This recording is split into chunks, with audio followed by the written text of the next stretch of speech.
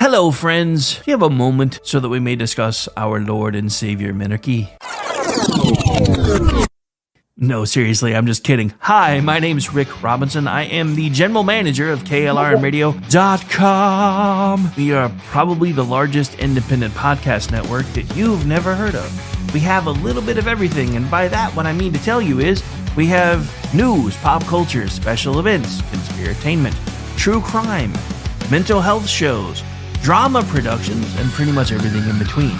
So if you're looking for a new podcast home to grab a little bit of everything that you love all in one place, come check us out. You can find us on X under @KLRNradio. You can find us on our Rumble and our YouTube channels under the same names.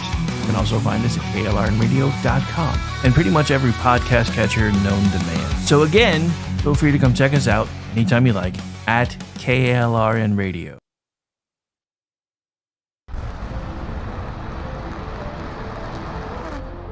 Are you ready to reach for the stars? Tune in to The Lost Wanderer, the #1 monthly podcast on good pods in astronomy. Join our host, Jeff, as he takes you on an interstellar adventure to explore the mysteries of space and the wonders of science. From rocket launches and distant galaxies to the latest discoveries in astronomy, each episode is a thrilling ride through the cosmos. Don't just gaze at the stars, come explore the universe with us. Follow The Lost Wanderer wherever you get your podcasts, and let's discover the stars together. Celebrity designer Jeff Lewis is back with Hollywood House Lift. I'm excited to be working with new clients. I'm not getting rid of that. I hope I never see you both again. Yeah. An all-new season. Those have to go. That has to go. From oh, wow, It's been an actual nightmare. to oh, wow. This is such an upgrade. With celebrities like Josh Duhamel, Christina Ricci, and Gina Rodriguez. Dazzle me, Jeff. It looks like Chuck E. Cheese. Stream an all-new season of Hollywood House Lift with Jeff Lewis, now streaming on Freevee.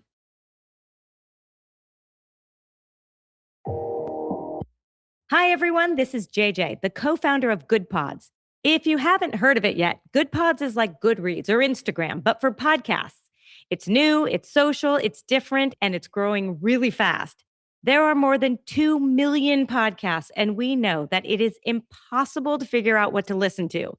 On Good Pods, you follow your friends and podcasters to see what they like. That is the #1 way to discover new shows and episodes. You can find Good Pods on the web or download the app. Happy listening. KLRN Radio has advertising rates available. We have rates to fit almost any budget. Contact us at advertising@klrnradio.com.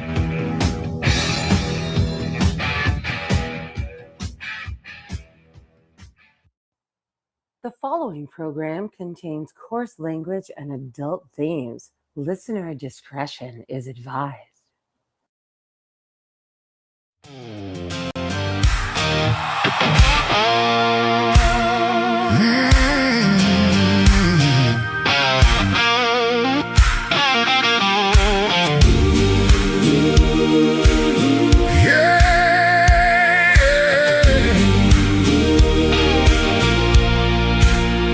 I've seen the fire in our nation's eyes when anger prowls for prey.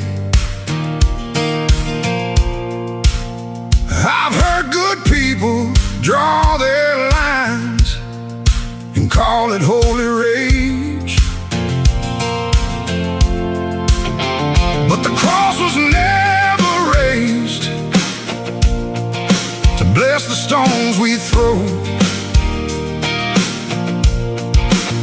And if mercy leaves the house, there's something wrong down in the soul.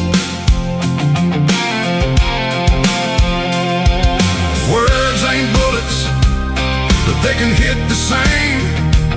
And once a heart turns cold enough, it forgets what grace is for. There's no room for hate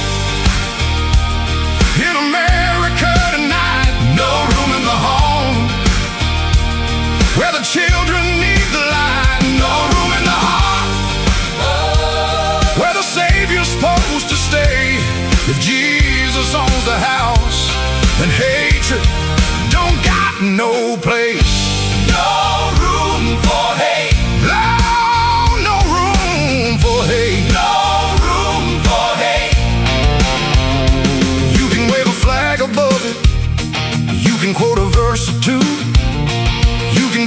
up like justice, till it almost sounds like truth. But outrage ain't righteous when it changes with the side, and you can't love your neighbor, treating them like they're downrange.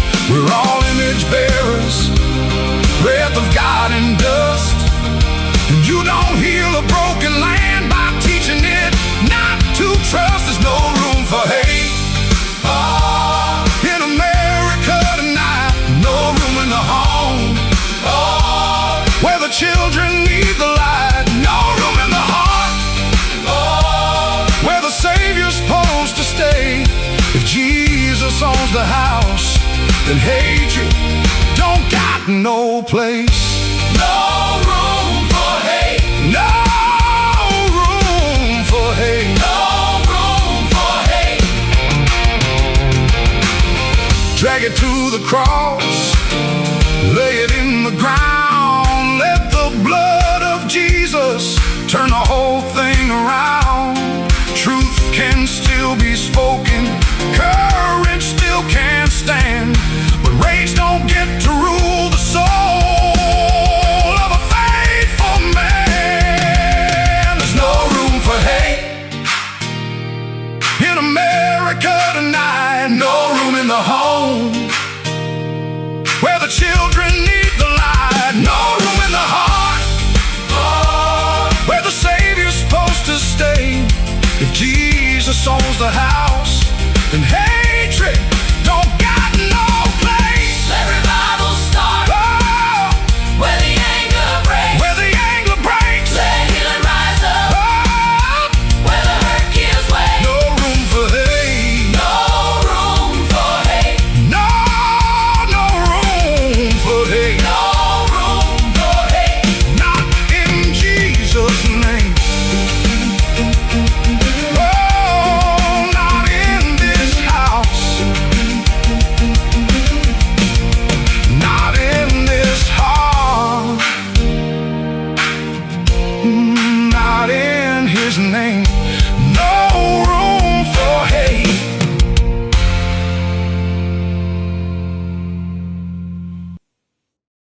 And welcome into the program tonight, ladies and gentlemen. Give me just a second to do some housekeeping because I'm coming in hot after a power failure and I still wanted to do the show anyway. So give me just a second here.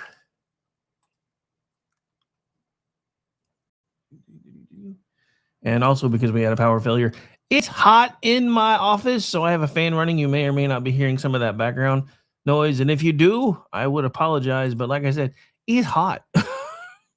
And we lost power for like 2 hours. So my air conditioner is currently working overtime. Anyway, we're here. We're live. If you happen to be here and you're paying attention, make sure you are. Come say hi for one, so I know you're here. Also, make sure you're sharing out the feed wherever you happen to find it. I would greatly appreciate that. Hang on. Let's do that. Okay. All right. So, of course, I kind of feel like I'm stuck on a theme lately, but I can't get this thought out of my head. And I've been saying this now for a while, and every time I turn around, there's more and more proving my point that I've been trying to make now that I've been doing this stuff for going nigh on 20 years. And that is, okay, so Stephen L. Hall is not present. I'm marking you absent, sir. Just saying. Anyway, but yeah, so for the 20 years I've been doing this now, and it feels longer some days, especially this weekend. Holy crap. Anyway, I've been trying to get this message across for a while, and I don't know if it's working. I hope it is. But I keep trying to tell everybody, we don't really have a gun violence problem or a violence problem in America. We have a hate being buried deep within the heart of a lot of Americans problem. And that's kind of where we're going tonight, because all of this is being brought back to the surface again. Now, before we get too far into that, there are a couple of fun hits I want to do, of course. To change things up a little bit. So hang on, I got to find the first one. Is that it? I don't think that's it. Where is she? Okay, hang on. It'll take me a second. I got to figure out which tab that was. Because it's not that one. It's not that one. It's that one. Okay, so let me see if I can find it now. Because for some of you may know, Of course, I do a conspiratainment show every couple weeks. It has come to my attention that we may have all woken up in a different timeline today. Some of you have no idea what I'm talking about, but you will in a moment. And it's because of comments made by this person. And here we go. These people are just idiots. I really, I'm at the point where it's become really hard to have an intellectual debate with any of these people. The dumbing of the United States has arrived, because how else do we get a Trump presidency again? All right, so I want to stop right there, because this actually illustrates the very point that I'm talking about. She just called half the country stupid. She just called 71 million Americans stupid. Now, I want you to pay very close attention to what happens next, because this was a while ago. This, as far as I know, was today. The last time the Alien Enemies Act was invoked, it was used to detain and deport German, Japanese, Italian immigrants during World War XI.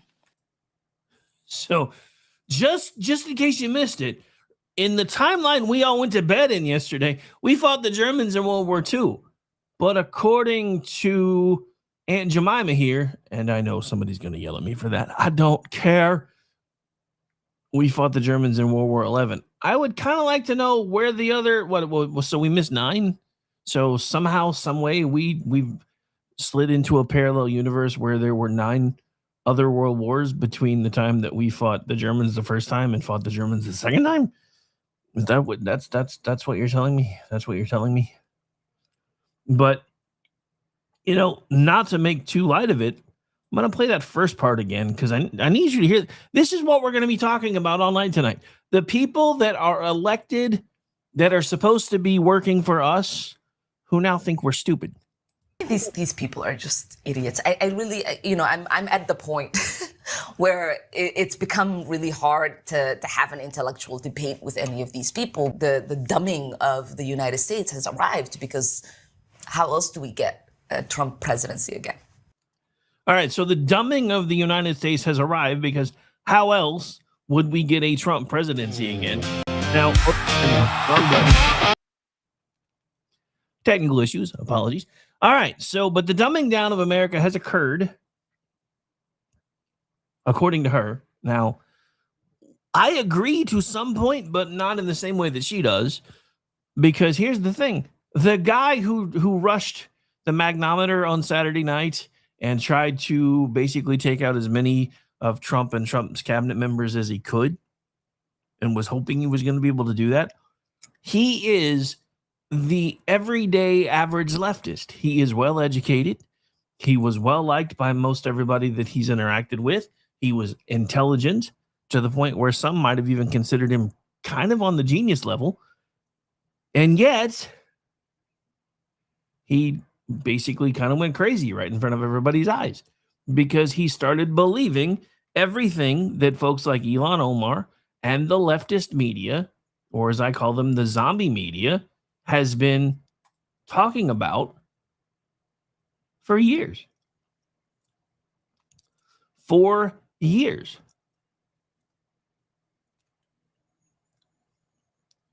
And that's the thing. They have been calling, look, we can go like I said, we can go all the way back to Obama. Remember the bitter clingers comment? That was what, 2011, 2012, if memory serves? So that's how long this has been going on. It's been going on even longer, but they were more stealthy about it before. After Obama started saying it out loud and in front of microphones and in front of everybody else, they got emboldened. So the problem, there's a twofold problem that we have in this country. We don't have a gun problem. We don't have a violence problem. We do, but that's not the cause. That's the effect of the underlying problem. And the underlying problem is twofold. These people have always, I'm going to say that again, these people have always hated everyday average Americans like me and you. Always. The difference is, after Barack Obama stopped hiding that fact and started trash talking us right to our faces, they felt like they had permission to do it again. So again, welcome into America Off the Rails. My name is Rick Robinson, and tonight, this is going to be a heavy show and a little ugly. Something that has been sitting right in front of us for a long time, and that's political hate. Not disagreement, not debate, not what a lot of folks refer to as hardball politics, not even sharp commentary, because Lord knows that's kind of what I do. I mean the kind of political hate that turns people into targets, the kind that looks at another American and does not see a neighbor anymore. It doesn't see a citizen. It doesn't see a human being made in the image of God. It sees an enemy to be mocked, shamed, silenced, ruined, or removed. So the crux of the show tonight is America does not have a political violence problem. Political violence is a symptom of the underlying problem, because we have a heart problem. Political hate doesn't start with the trigger. It doesn't start with the weapon. It doesn't start with police tape. It starts in the human heart. It starts when the heart decides that one particular person or persons is not just wrong. They're so wrong that they're evil. That person is not just my opponent. That person is a threat. That person is not just somebody I need to defeat at the ballot box. That person is somebody that the world would be better without. That's where this starts. And I'm going to be honest.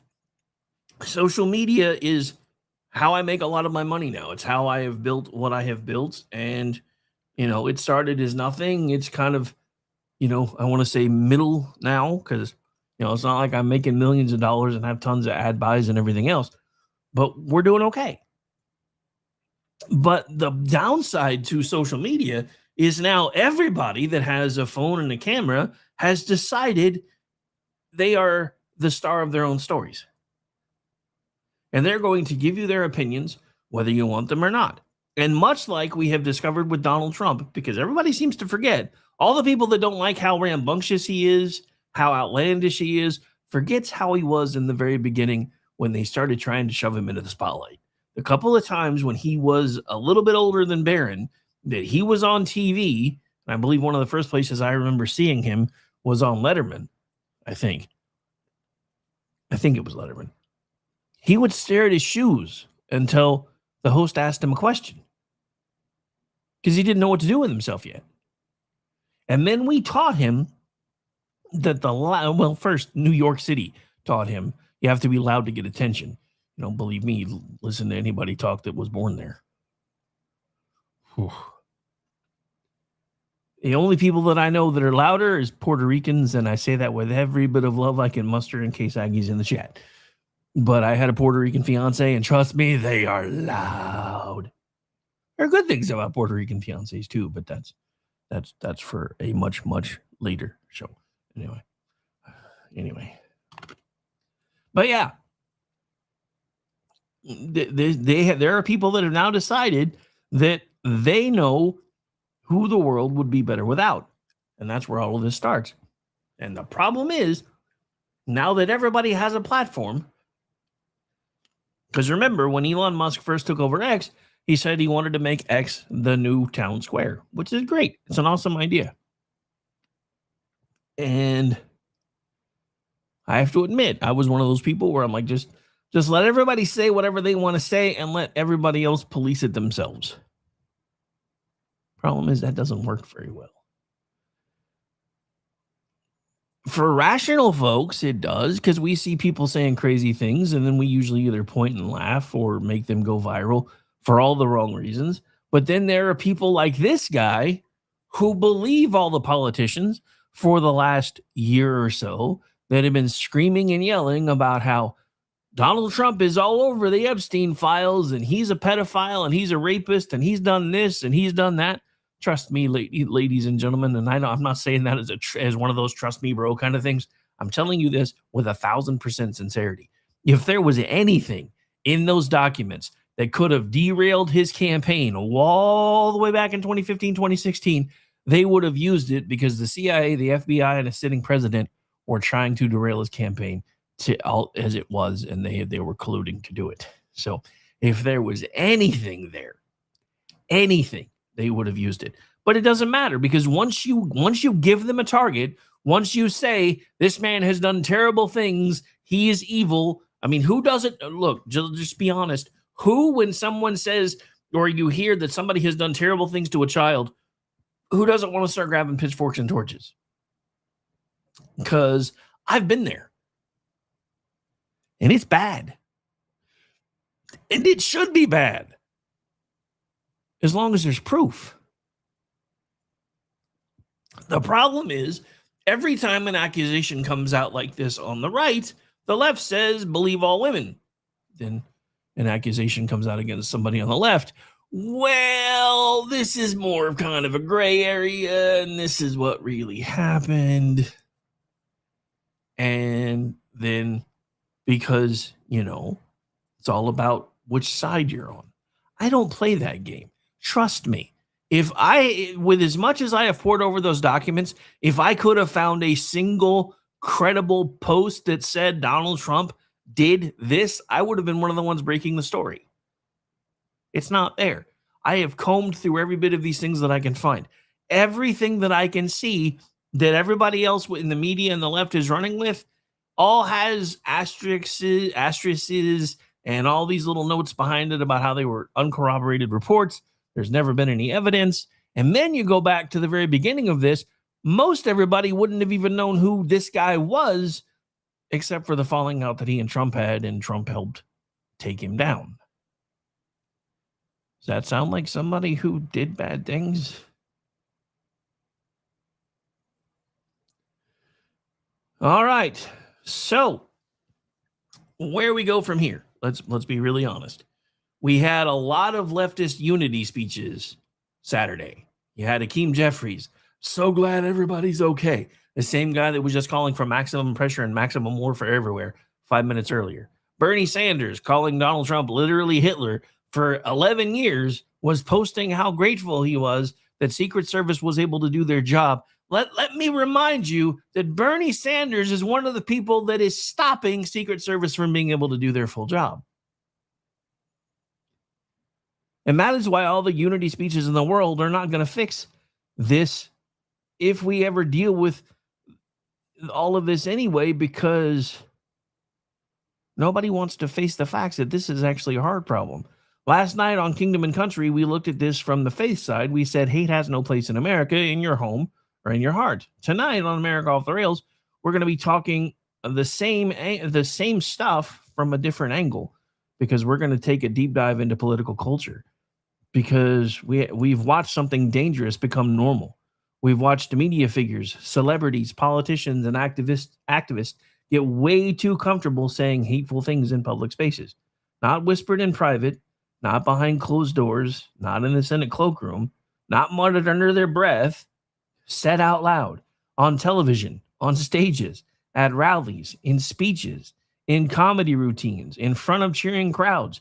Every time it happens, we get the same excuses. It was a joke. It was a metaphor. That was completely taken out of context.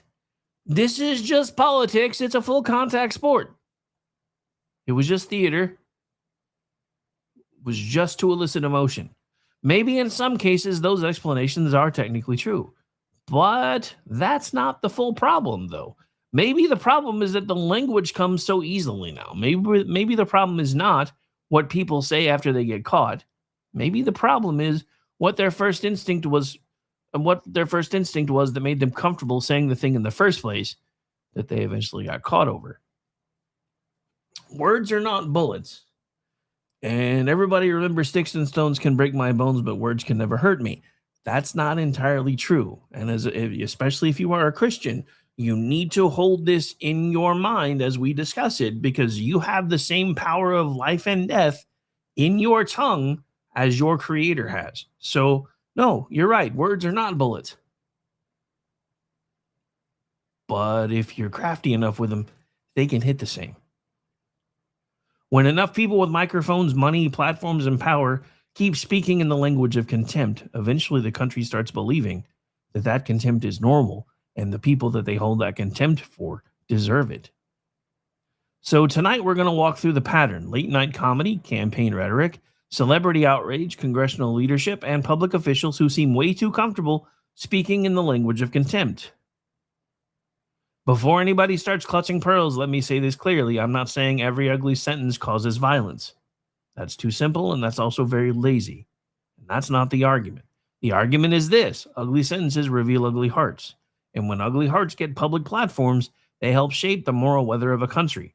You really need to look no further than Candace Owens, who started on the left, migrated over to the right, and God knows where she is now because she's completely off the reservation, but she's lost her mind. And you can see it in the way that she posts. She is embroiled in hate now for Donald Trump, for the leader of Israel, for the entire country of Israel. She's just gone.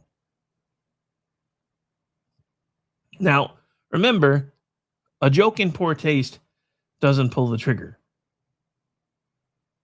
A metaphor doesn't load a weapon. A speech does not by itself create an assassin. But a culture soaked in contempt teaches people who they are allowed to hate. And that is where America is completely off the rails tonight. America does not just have a political violence problem. I'm going to say this again. It has a hard problem. Political hate does not start with the trigger. It does not start with the weapon. It does not start with police tape. It starts in the human heart. Once it starts and it's there, it works its way outward. First, it becomes a thought. Then it becomes a joke. Then people laugh at the joke. And then other people tell the same joke. Then it starts to become a label. Remember when Joe Biden called half the country terrorists? Same as Obama with the bitter clingers. Then it becomes a speech. Case in point, Joe Biden, flanked by Marines, bathed in red light with hanging American flags. Again, calling half the country terrorists. That is because it has become okay for that side to hate us. Then it becomes a chant. Then it becomes a narrative. Then it becomes a deep-seated part of the culture. And once it becomes part of the culture, everybody starts pretending they do not know where it came from. And you saw that Wednesday night. All the same people that have been calling this man Hitler for years were all, well, we didn't mean this. Yes, you did. And everybody knows that you did. And look, I'm not saying Trump's hands are completely clean in this either. He uses political rhetoric with the best of them. And I have called him out for it before.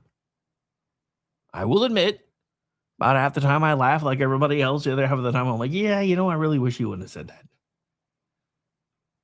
But again, we act shocked when someone crosses a line, but we spent years moving the line. We act stunned when someone talks like a political opponent is less than human, but we trained half the country to talk that way. We gasp when the rhetoric gets violent, but we kept rewarding people who escalated the rhetoric. More clout, more hits, more impressions, bigger reach, bigger audiences. Because much like the lamestream zombie media and their slogan of if it bleeds, it leads, if it's mean, everybody's going to notice. Because that's the part that nobody wants to admit. Let's start with the current media example because it is fresh and it says a lot about where we are. According to Reuters, Reuters has reported that President Trump called for ABC to fire Jimmy Kimmel after Kimmel joked that Melania Trump had a glow like an expectant widow. The backlash came in the same larger moment as the White House Correspondents' Dinner security incident, and that timing made the line land even uglier. And we have that here somewhere. Sorry, I'm still scrambling because I had a power failure.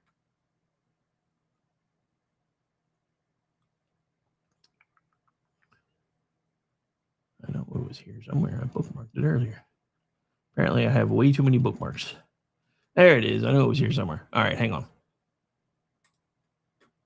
And I may not even get through all my notes tonight, I'm going to be honest, because I've been doing some over-preparing lately. Let's do... I don't have it on the right one, do I? Nope. Where did I find that at? There we go. So, yeah, because I have a hard stop. So we're probably not going to take another break since I opened with the song that I was going to play on break anyway. But it's just because it fits so well with everything I've been talking about for pretty much since Saturday night. This isn't a long clip, but it's kind of an important one. Our First Lady Melania is here. Look at Melania. So beautiful. Mrs. Trump, you have a glow like an expectant widow. Now, you heard him laugh. I will say this, and I said this the other night when BZ played it.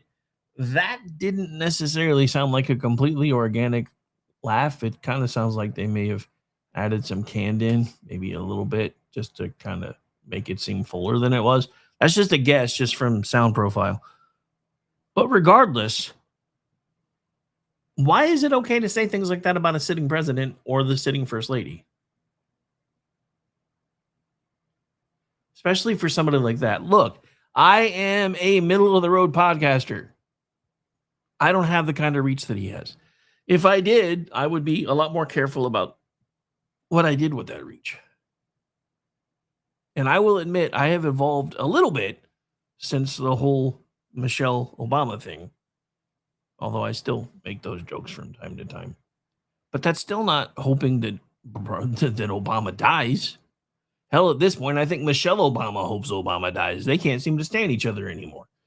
And I know if you listen to Kimmel's apology, that's basically the joke that he said he was trying to make, is at this point, she's just ready for him to die and go away.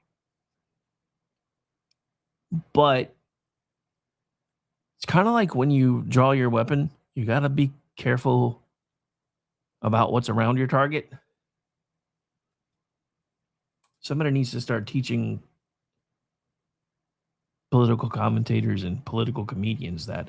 And let's face it, when I call Jimmy Kimmel a comedian, I'm using that term very loosely because I don't think he's very funny. But I guess some people do. So yeah, the correspondence dinner security incident and that timing made the line land even uglier in hindsight. But let me be very clear. I'm not saying that joke caused the incident. But I am saying Kimmel may have played a part in it because let's not forget, in 2024, he did an entire skit about Donald Trump being shanked in prison. So is he part of the problem? Yes, because he's decided that Donald Trump is not a human being anymore. Donald Trump is nothing but fodder for jokes. So yes, he has become part of the problem. So I am saying this, when a public figure can joke about a political spouse looking like an expectant widow, and then not only expect laughter, but get it, and then think it's going to bring in ratings or even more approval, that tells you something about the condition of the culture. That tells you something about the condition of that late night talk show's heart as well as the heart of his audience. Because normal people, healthy people, normal people with a basic moral break in their system do not look at a political wife and think, you know what would be funny? Widowhood. That would be awesome.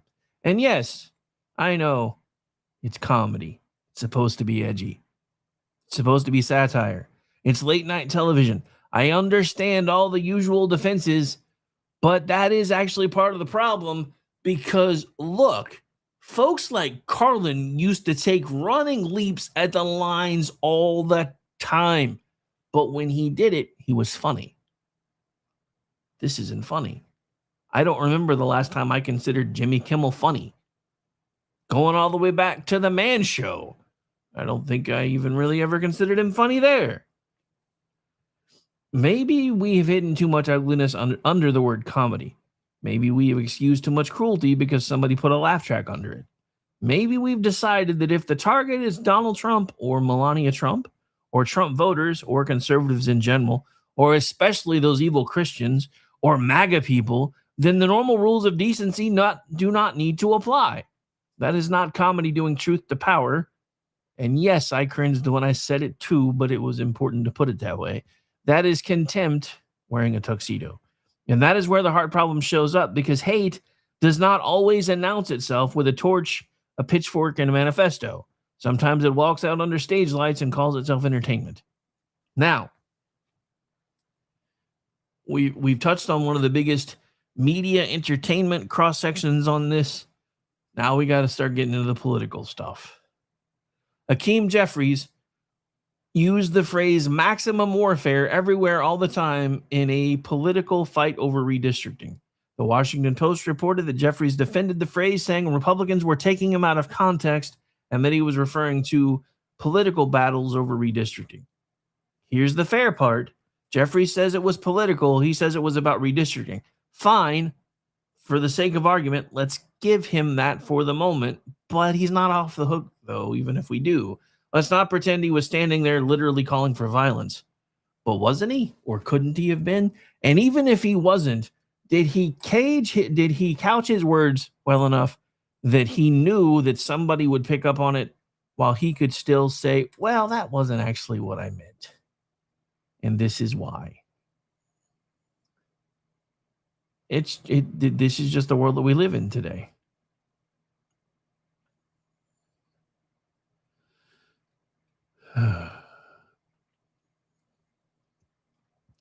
All right, so let's see what else we can get into. Sorry, I was looking. I don't think I have that clip. I thought I did, but I can't seem to find it now. So let's just keep rolling because I still have lots of material to get through anyway. We got like 20 minutes.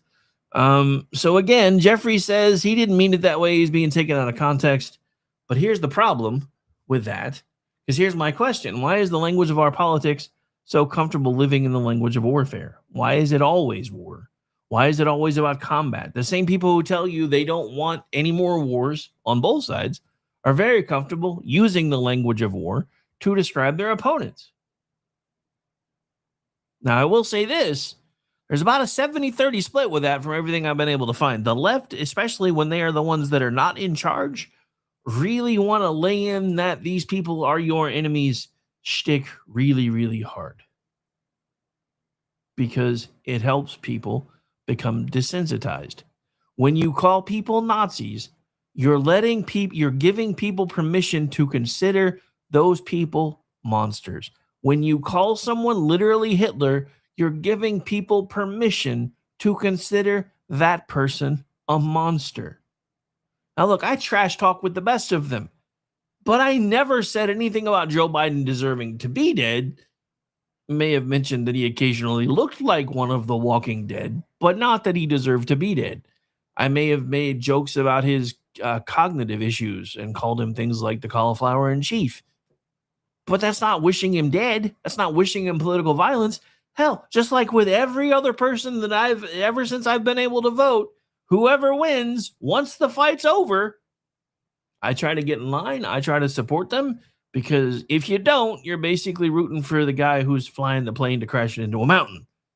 Seems like half the country seems to be perfectly fine with hoping that Donald Trump puts the plane into the mountain. So again, why is it always the language of war? Why is it always about combat? Why is it always things like fight, destroy, crush, eliminate, wipe out, take down, burn down, make them pay? Are all things that we've seen on signs and heard on slogans for as long as I've been doing this kind of stuff? And why is it that the same people who lecture the rest of the country about lowering the temperature seem to have no problem grabbing a flamethrower when it helps their side? That's where the idea for tonight's title came from. Unity for me, warfare for thee. When their side is under pressure, suddenly we need unity. We need healing. We need calm. We need responsibility. We need dialed down rhetoric. We need everybody just to take a damn breath. But when the target is Donald Trump, his supporters, conservatives, Supreme Court justices, pro-life Americans, border hawks, parents at school board meetings, or anyone else on the wrong side of the approved narratives, suddenly the gloves come off and everyone and everybody is supposed to understand it as a metaphor.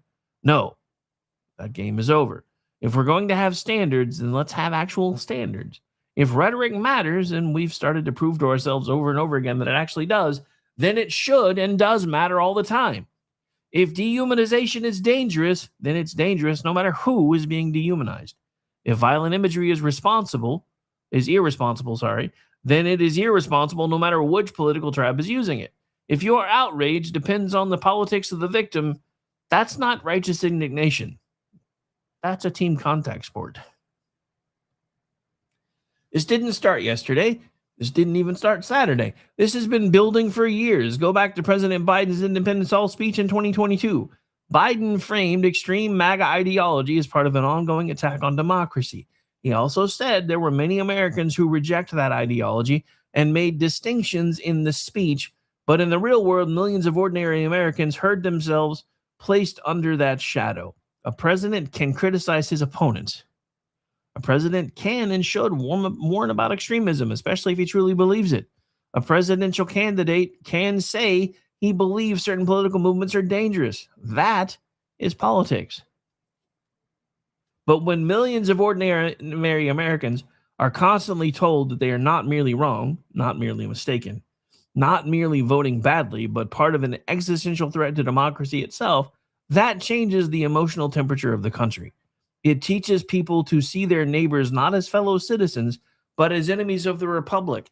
And it gives people permission to do crazy things like what we saw in Minnesota. 2 Americans are dead because they believed the rhetoric. They believed they were fighting monsters, and they were willing to put their lives on the line to fight those monsters because they thought they were the heroes of their own story.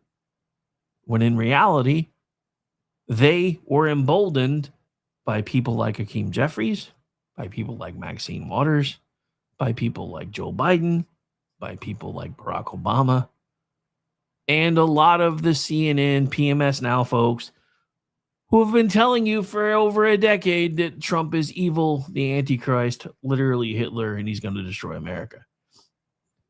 Now, here's the other part of this that drives me absolutely crazy because, again, America Off the Rails has been a show that's been running for 13 years. There's one that's actually been on even longer that isn't active anymore. And that one eventually, when we kind of professionalized a little bit more, became Finding Common Ground. And that one was started in 2011.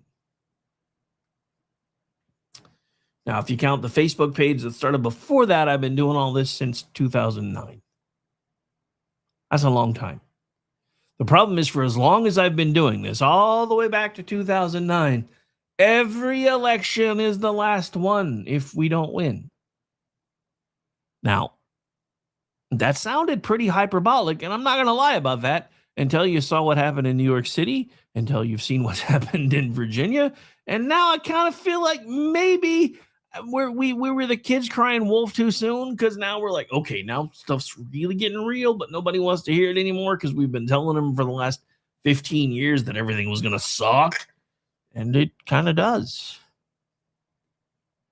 And that doesn't mean they were wrong. It just means that sometimes you got to be careful how far you push the rhetoric line, because eventually it is going to become the last election if things don't change course enough. But by then, probably nobody's going to believe you, which is exactly how we wound up with Spamberger and Mamdani. Just saying. But again, if every election is the last election, if every opponent that you disagree with is literally Hitler, if every disagreement becomes fascism, if every court ruling is Handmaid's Tale in the making, if every Republican victory is democracy dying in darkness, then eventually unstable people in the audience start thinking they are living in a movie where violence makes them the hero of the story. Now, I'm going to slow down here again for a second, because that doesn't mean that the speech caused the violence. It means rhetoric builds atmosphere, and atmosphere matters. And when you think about it, the guy that did this just on Saturday night was, 31 years old?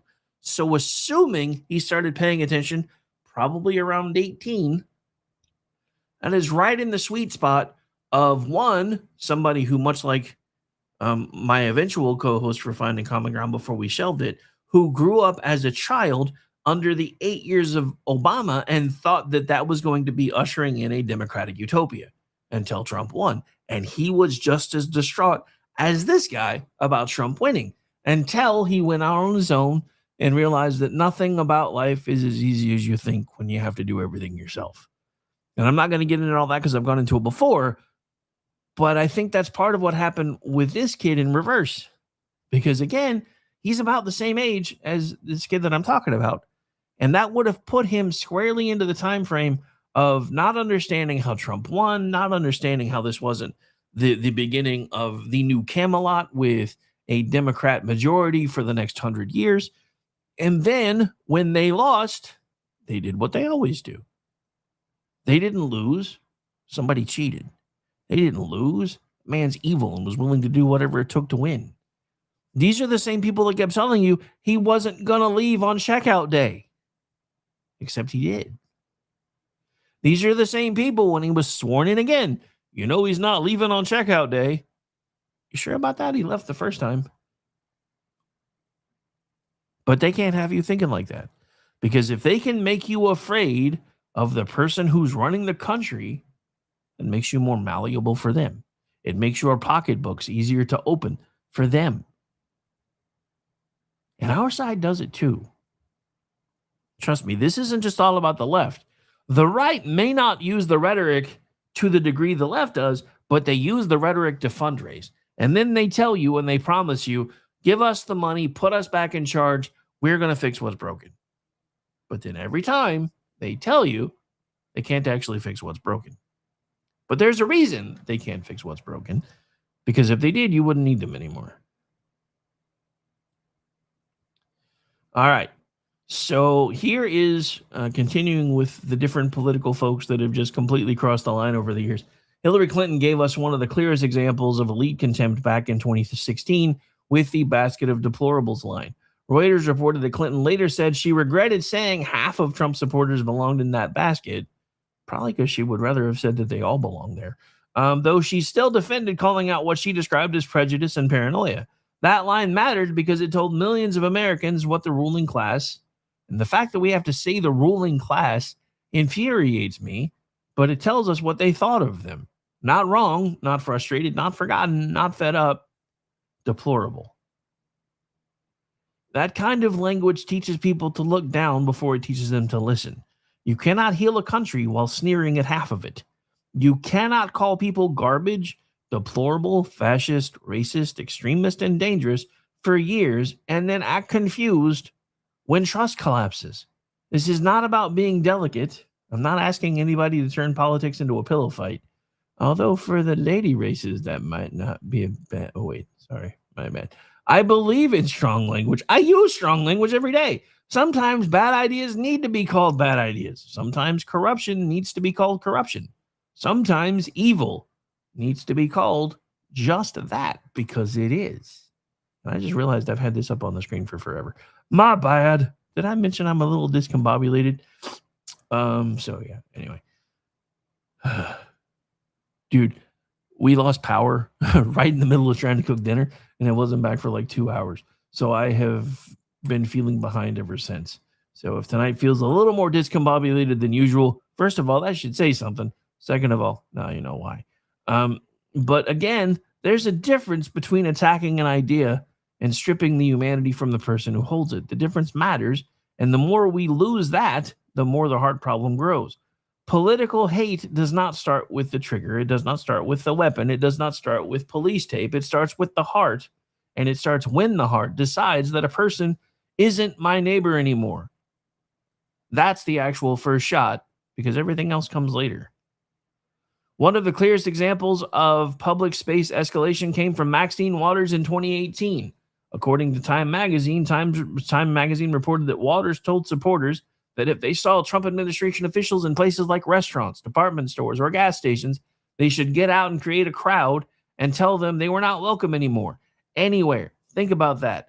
Not argue with them on policy, not vote them out, not challenge them in a hearing, not write an op-ed, not show up at the ballot box, tell them they are not welcome anymore, anywhere. That is not ordinary disagreement. That's banishment. That is telling people there should be no normal life for these folks. No quiet dinners, no grocery store trips without some sort of disturbance, no gas station stops, no breathing room, no public space for people tied to what they feel is the wrong administration. Once again, I know the defense people will say she was angry over policy.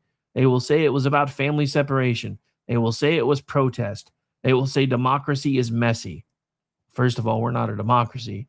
But fine, protest is part of America. Anger is part of America. Public pressure is in itself part of America.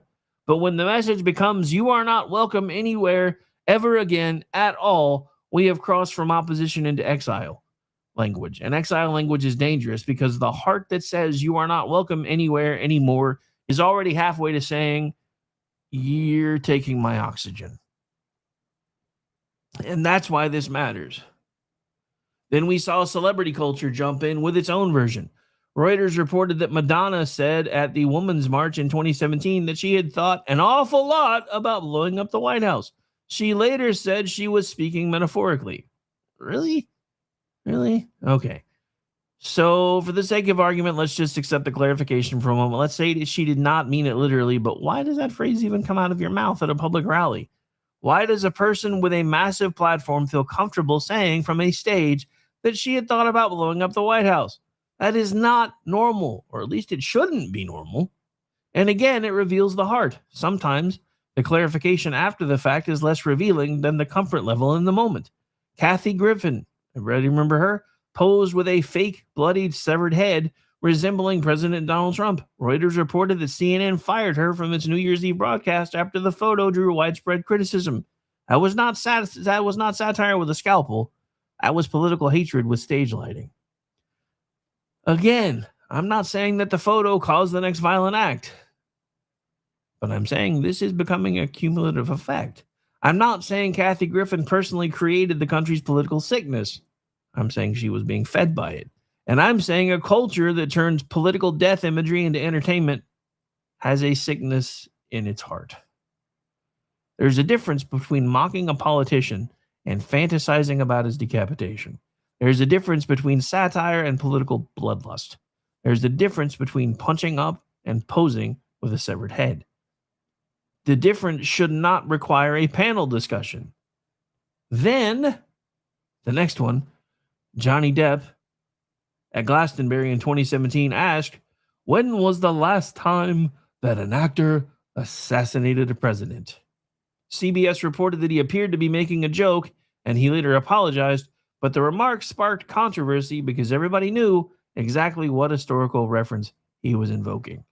And if you're not sure what I'm talking about, you miss 100% of the shots you don't take, John Wilkes Booth. Again, the defense is always the same. It was a joke. It was a metaphor.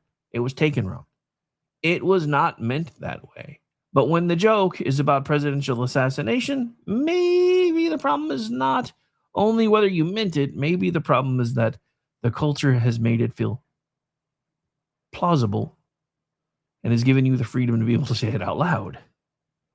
That is the line I keep coming back to tonight. The issue is not just, did you technically mean it? The issue is, why were you comfortable saying it in the first place? What have we become comfortable saying? What have we become comfortable laughing at? What have we become comfortable excusing? What have we become comfortable hearing from people with platforms? This is not only a celebrity problem, it happens at the government level too. Chucky Schumer stood outside the Supreme Court in 2020 and warned Justice Neil Gorsuch and Brett Kavanaugh that they had released the whirlwind and they would pay the price. Reuters reported that Chief Justice John Roberts rebuked Schumer's comments while Schumer's office said he meant a political price. Maybe he meant political consequences, but it sure didn't sound like it. His office said that that is exactly what he meant. Okay, whatever. But when are you, the Senate Democratic leader, standing outside the Supreme Court, speaking in front of an angry crowd, and why do you not get the luxury of pretending tone does not matter? Leadership means understanding that your words land somewhere. They land in a crowd. They land in the media. They land online. They land in the hearts of people who already feel angry. They land with people who are already unstable. They land in the broader moral context of the country. And once they land, you don't control what grows from them once they've been sown. This is why adults used to be careful with language like this. Not weak, not timid, careful. There is a difference. And there is, in fact, a difference. Careful means you remember that your microphone is not a toy. Careful means you remember that not everybody listening is healthy enough to understand your clever little metaphor. That is the missing piece in our culture. Everybody wants the viral clip. Nobody wants to own the fire when the sparks land somewhere you didn't intend. And I'm willing to say that sometimes they actually do intend them to land where they do, because they want the applause. They want the retweets. They want the fundraising email. They want the headline. They want the viral moment. But when someone says, hey, maybe this is kind of bad, maybe this is a little dangerous. Maybe we should stop dehumanizing these people. Suddenly everybody becomes a constitutional scholar of metaphor. Oh, come on. It was just a joke. Oh, come on. It was just political rhetoric. Oh, come on. You know, nobody actually meant violence. Maybe not. But it still came from the heart, traveled through the brain, came out the mouth. And that's the point. America does not just have a political violence problem, it has a heart problem. Words are not bullets, but they can and do hit the same. When enough words hit enough people for enough years, you really shouldn't be acting shocked when the country looks a little bruised. All right, so I told you this was going to happen. I didn't even make it through half my notes. But we're going to get out of here in just a minute or so because I do have Sean Lewis with Edge of Liberty coming up right behind me, and I don't want to cut any of his stuff off. So we're going to close things out. I'm going to skip down to the recap notes that I put together because it'll kind of give you some of the stuff that I didn't get to in shorter format, plus give me the chance to close out the show. So tonight we started with one basic claim. America does not just have a political violence problem, it has a heart problem. Political hate does not start with the trigger. It does not start with the weapon. Doesn't even start with the police tape when it's pulled out. It starts where almost everything starts, in the human heart. Then we looked at public examples, Jimmy Kimmel and the expectant widow joke aimed at Melania Trump, Hakeem Jeffries using maximum warfare language and defending it its political context, Joe Biden's Independence Hall framing of extreme MAGA ideology as part of an ongoing attack on democracy, Hillary Clinton and the basket of deplorables. We then went even further back and talked, well, around the same time, I guess, and talked about Maxine Waters telling people to confront Trump officials in public spaces and tell them they were not welcome anymore anywhere. Madonna saying she wanted to blow up the White House and then saying she meant it literally, figuratively, not literally. Then we had Kathy Griffin with the head chopped off. Johnny Depp joking about presidential assassination. Chuck Schumer warning the Supreme Court they were going to reap the whirlwind. Different examples, different levels, different explanations, but one pattern. People with platforms getting way too comfortable with contempt for their fellow man. And that contempt keeps getting excused when it comes from the side we like. That is the double standard. That is the unity for me, but warfare for thee that we've been talking about all night. My argument tonight is not that every ugly sentence causes violence. It doesn't. My argument is that ugly sentences reveal ugly hearts. And when ugly hearts get microphones, platforms, stages, ratings, applause, and even worse, political power, the country starts absorbing that ugliness as normal. This is how moral weather changes. This is how neighbors become enemies. This is how disagreement becomes dehumanization. This is how a heart problem becomes a national crisis. And here, in the final moments of the show, is where we land tonight. America is angry. You don't need a poll to know that. You can feel it. You can hear it everywhere you go. You can see it online. You can see it in our politics. You can see it in how people talk about each other. And I understand some of the anger. I do. Trust me, I feel it as well. There are things worth being angry about. Corruption should make you angry. Lies, especially from people that you've trusted to put into positions that were supposed to be used to help you, should make you angry.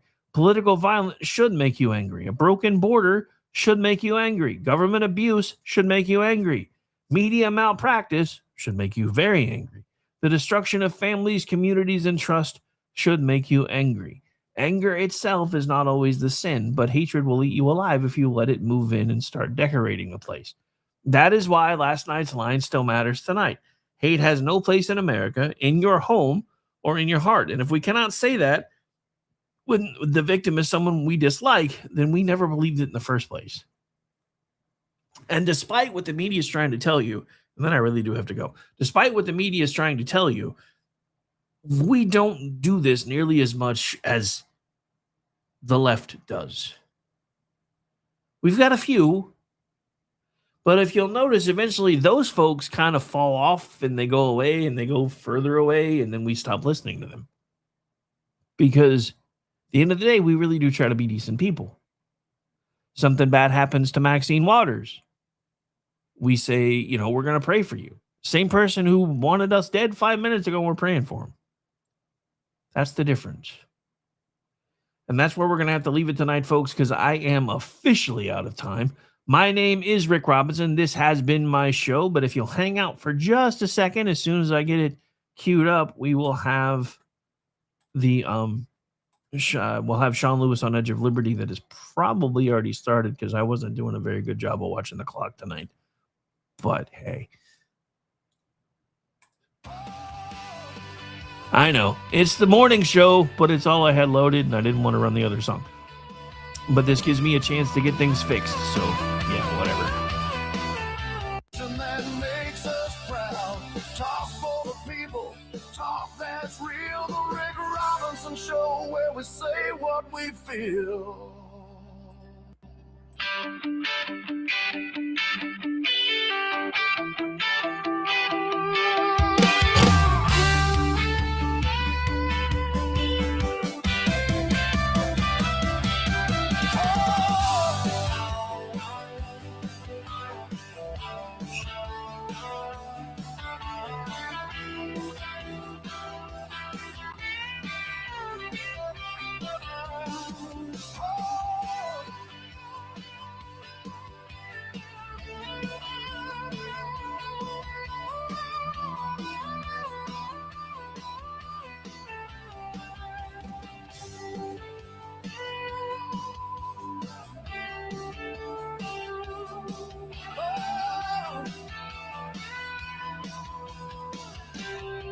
It's called the Dunning-Kruger effect.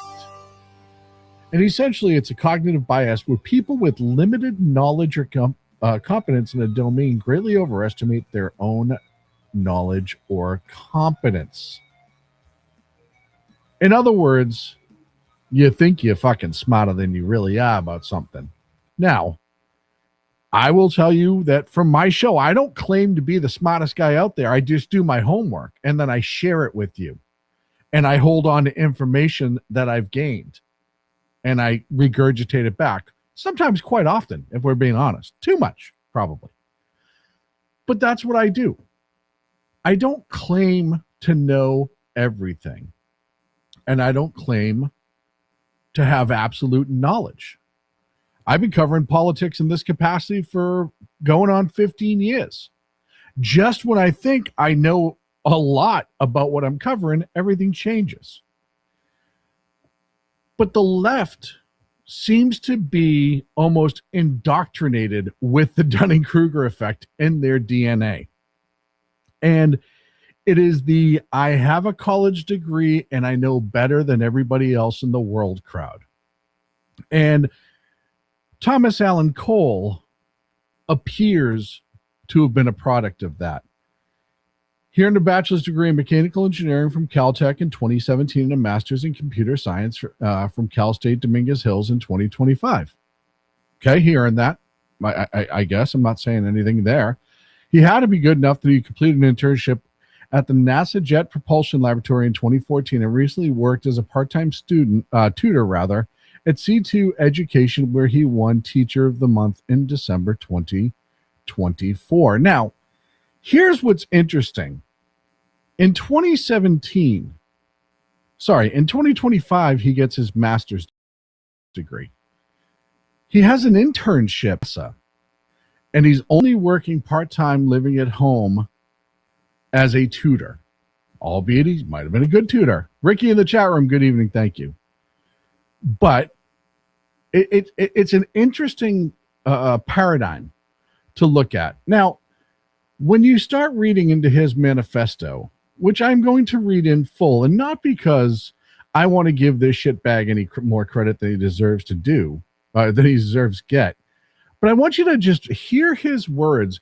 And if somebody was sitting across the table from you going through this, tell me what your thoughts would be in your head. He goes, hello, everybody. This is written apparently the day of the White House Correspondents' Dinner, the day he tried to assassinate the president.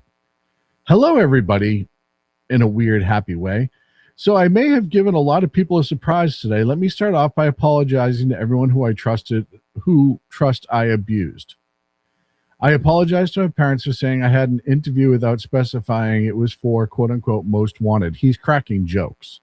I apologize to my colleagues and students for saying I had a personal emergency. By the time anyone reads this, I probably most certainly do need to go to the ER, but can hardly call that not a self-inflicted status.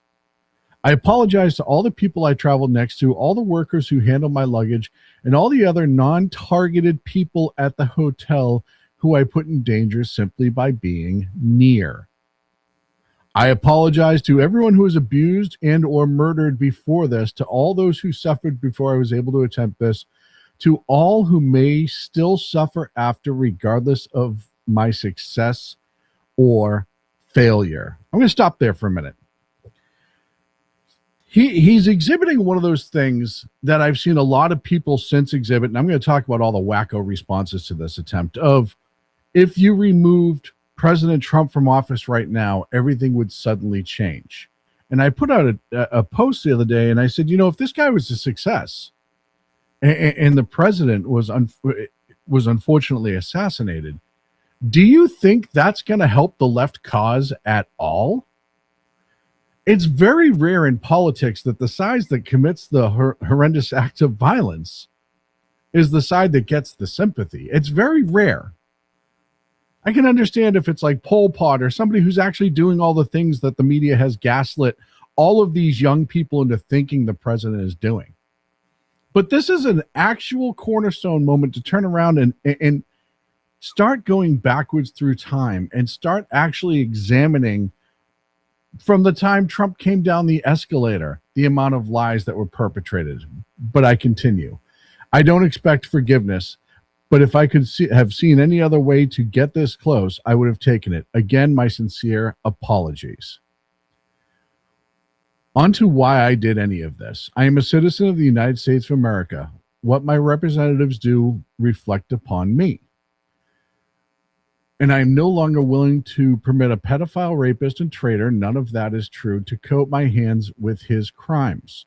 So he's somehow saying that what he believes Trump did in the past, which has all been disproven, that he somehow is affected specifically for this, or we as Americans. And first and foremost, I'm one of those people who, I don't really care what the other countries think about us, because a lot of these other countries, barring a few, a lot of these other countries have just made all of their money, and they're able to pay for all of their government for the most part because of government, U.S. government, federal tax-paying money. When we talk about all the countries that get all their free health, they get free health care, they get free health care. Do you know how that's subsidized? Usually it's because we've kicked money into that country in one way, shape, or form. But I go on. While I'm discussing this, I'll also go over my expected rules of engagement, probably in a terrible format, but I'm not military, so too bad. I would still go through most everyone here and get to the targets if it were absolutely necessary, on the basis that most people chose to attend a speech by a pedophile, rapist, and a traitor, and thus complicit. But I really hope it doesn't come to that. So in other words, he says he will essentially kill everybody in that dinner to get to his goal. Think about that for a minute. Because they're there voluntarily to hear the President of the United States and attend this event that, for the press, as much as I hate the vast majority of the press, this is the event of the year for the guys that are in DC and the gals that are in DC covering this. Now, I don't necessarily like all of them, but this is an event every single year that the press holds in very high regard and high value. It's kind of like their annual celebration of themselves. I don't agree with all of them, but whatever. So yes, there are people that are going to go. Most of the people in that room were not fans or are not fans of President Trump. I would say, if I had to guess, 80% of the people in that room were not fans of Donald Trump. But he's willing to kill them and anybody else in order to achieve his goal. Object number 1, as a Christian, you should turn the other cheek. Rebuttal. Turning the other cheek is for when you are oppressed. I'm not the person raped and in detention camps. I'm not the fisherman executed without a trial. He means the narco terrorists. I'm not the school kid blown up. He might be referring to the Iranian allegations of the school strike that was never proven. Or a child starved. I'm guessing that's the SNAP benefits change. Or a teenage girl abused by the many criminals of this organization. Now, what's funny about that last statement especially is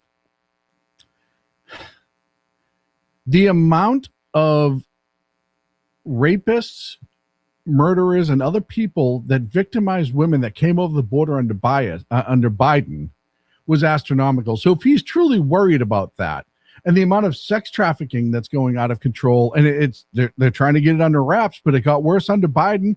Biden took money away from a lot of those programs. Go look it up. I know all the anti-Trumpers are like, that's not true. No, it's true. Look at how many missing children under Trump's both administrations have been recovered and sent home to their parents, either in this country or abroad, that were kidnapped and brought here. Turning the other cheek when someone else is oppressed is not Christian behavior. It's complicity to the oppressor's crimes. For the latest shooting at the White House Correspondents' Dinner, he says the latest shooting, which makes me curious if we're going to find out more as time goes on. O2AMT, I saw Rick Hayes, Azul. I can't see your whole name, but thank you for being here. Darren, they have been. O2, I already said hi to you. EOD operators in the chat, the Riddlers in the chat. You can jump in the chat, make your feelings known. They're certainly welcome in the chat. Security, for the latest on the shooting, the security loopholes that allowed Cole to go through the White House to get near the Correspondents' Dinner, as Trump said, this proves his need for the ballroom. So that, sorry, was reading from had notes. Objection number 2. This is not a convenient time for you to do this. Rebuttal. I need whoever thinks this way to take a couple minutes and realize that the world isn't about them. Again, this idea that if you removed President Trump today, that Vice President Vance wouldn't just step in and kind of continue what most people would call the MAGA narrative or objectives. This shows you like how small-minded all of these people are and how unintelligent about how the world actually works. And this is what happens when, admittedly, raised during COVID, went to school during COVID, minimal social skills, minimal intelligence, minimal real world experience, and really no understanding of how government works and the continuity of government. Objection 3, you didn't get them all. Rebuttal, you got to start somewhere. Encouragement for other people. And again, this isn't just him. He's not the only person that thinks this way. When we talk about the left having a severe violence problem, this is the proof is in this pudding right here. He's not the only one thing. And later on in the show, I'm going to go through and read a whole bunch of people who were upset that it didn't work. Objection 4, as a half black, half white person, you shouldn't be the one to do this. The fact that he's making himself the victim of some sort of racial disparity for trying to assassinate the president of the United States of America, I cannot understand the amount of mental fucking gymnastics that go into that. I'm doing this even though I'm half black and I shouldn't have to do this. Everybody else should have done this for me. I don't understand that. And I don't understand that victimhood mindset. But clearly he has it. He's turning himself into the fucking victim. It's so fucking weird. Yeah, no, EOD operator, you absolutely nailed it right. The important part of releasing the manifesto is that it shows that this guy wasn't the fringe. He's the mainstream left. And look, it's more and more exactly that. And you see a whole bunch of people that the Democrats need to be deemed a terrorist organization. But the simple fact of the matter is, this is the socialist, and I'm not defending Democrats because plenty of them said asshole things, but this is that 20% or 17% of the population that still approves of Democrats. It's this guy. This is the one, for the most part, who still supports them. Objection 5, yield unto Caesar what is Caesar's. Rebuttal, the United States of America are ruled by laws, not by any one or several people. Insofar as representatives and judges do not follow the law, no one is required to yield them anything so unlawfully ordered. Which is hysterical because the vast majority of judges who are not following the law and doing what they want to do happen to be leftist judges stopping, but that's neither here nor there. I would also like to extend my appreciation to a great many people, since I will likely not be able to talk to them again unless the Secret Service is astoundingly incompetent. Stand by for that.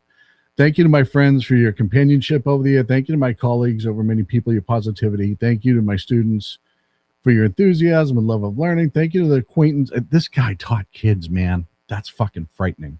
Thank you to the many acquaintances I've met in person or online, or short interactions and long-term relationships, for your perspectives and inspiration.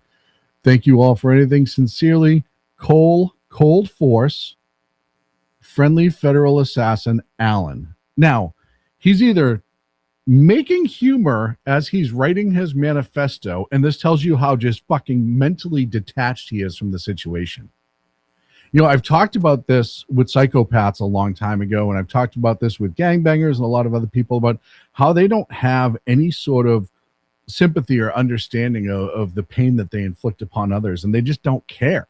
And there's that psychopath detachment, that narcissist, that sociopath detachment from any sort of emotion that is so prevalent. And you see this with many people with the Dunning-Kruger effect, but you also see it with many people on the left as well. Okay, so now all the sappy stuff's done. What the hell's Secret Service doing? Sorry, going to rant a bit here and drop the formal tone. So now he's going to complain about the Secret Service protection, and I actually would like to complain about the Secret Service protection as well. I expected security cameras at every bend, bugged hotels rooms, armed agents every 10 feet, metal detectors out the wazoo. You would think so. What I got, who knows, maybe they're pranking me, is nothing. No damn security, not in transport, not at the hotel, not at the event. Like, the one thing that I immediately noticed walking into the hotel is a sense of arrogance. No, it's incompetence. And it's certainly something that the Secret Service needs to answer for. Because this guy he's not military trained as he's got no tactical experience. His only trigger time, so to speak, is just at the range, and probably what he learned on Call of Duty. I'm guessing we're going to find out eventually that Cold Force is probably his online gaming name. But he's pointing out, hey, I'm walking into where the president and the vice president and a whole bunch of government officials are going to be, and it's a cakewalk. Granted, he rented a room in the hotel, but still. I walk in with multiple weapons, and not a single person there considers the possibility that could be a threat. The security at the event is all outside, the outer bubble. And if you understand how security at these events work, and we've talked about it before, you have the outermost bubble, you have the secondary bubble, then it gets tighter and tighter, and you have all of these alleged layers that are supposed to prevent what actually happened. And the outermost bubble means you don't come in here unless you have a ticket, an ID, or you're staying in the hotel at the Hilton's, in the situation of the Hilton. In other words, if you don't have a legitimate reason to be here, you're gone. That's how they get rid of all the protesters, all the extra people that just want to swarm you. It's how they start crowd control. Then you get to the next layer. Do you have your ID? Do you have your ticket? Yes. Probably go through metal detectors, or you should have gone through metal detectors. And then you start weeding more people out. And as you get closer and closer, they're checking more and more until you get inside the event. The security is all outside, as I said, focused on protesters and current arrivals, because apparently no one thought about what happens if somebody checks in the day before. Like, the level of incompetence is insane, and I sincerely hope it's corrected by the time this country gets an actual competent leadership again. Again, he doesn't care if Trump or others die, as long as the people that he likes are okay. This is, again, the left 100% right now. But as I said before, here's a guy with zero training on these events. I've worked events like this several times when I was working back in law enforcement. And how structured it was, and it wasn't for the president or vice president, it was much less important people, and how structured it was back then was incredible.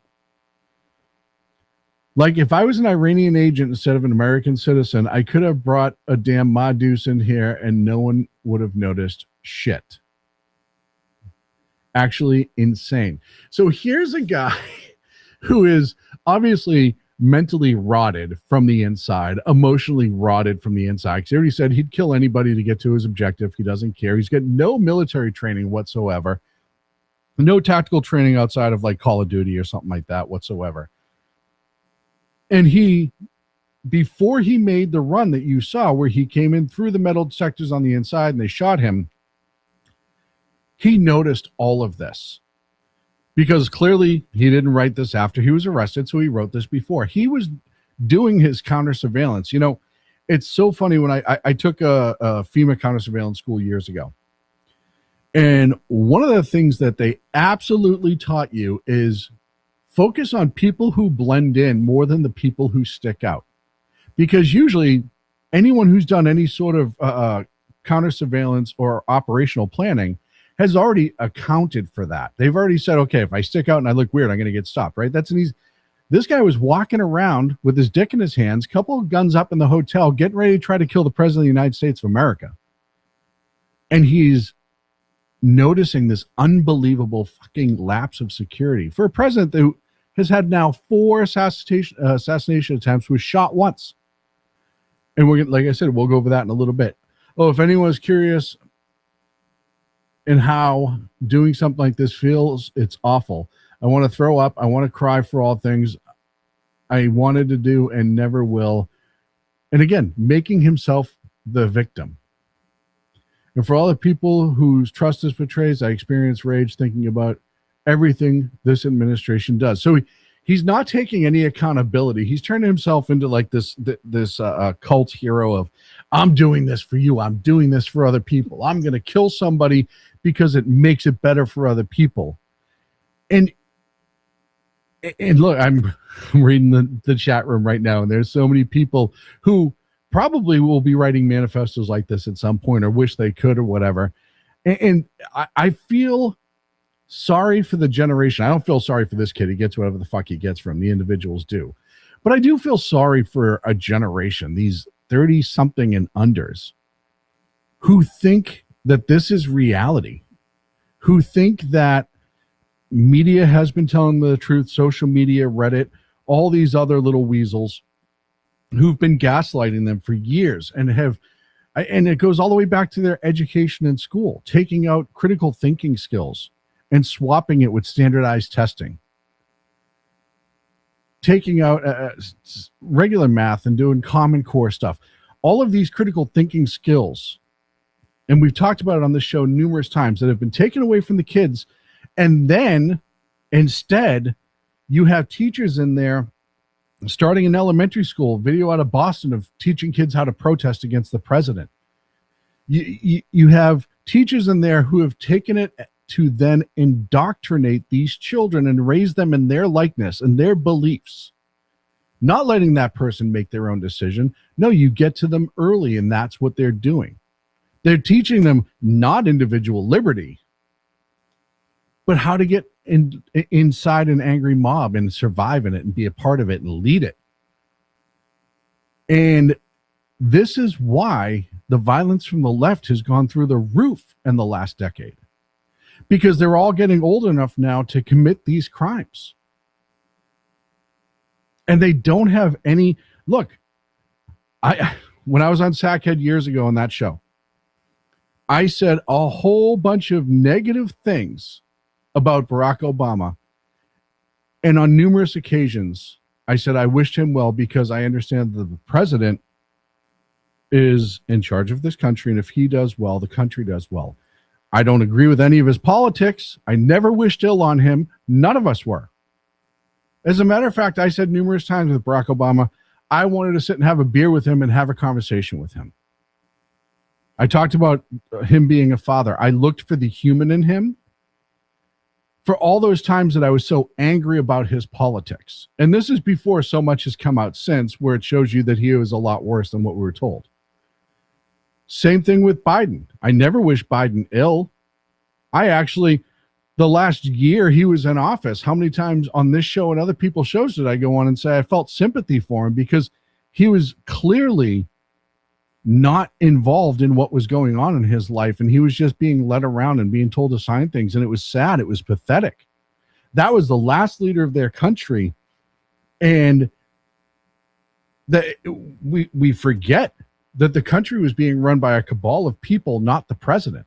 He may have had certain conversations, but he wasn't coming up with ideas. He wasn't narrating the direction, yada, yada, yada. Other people were doing that. The auto pen machine.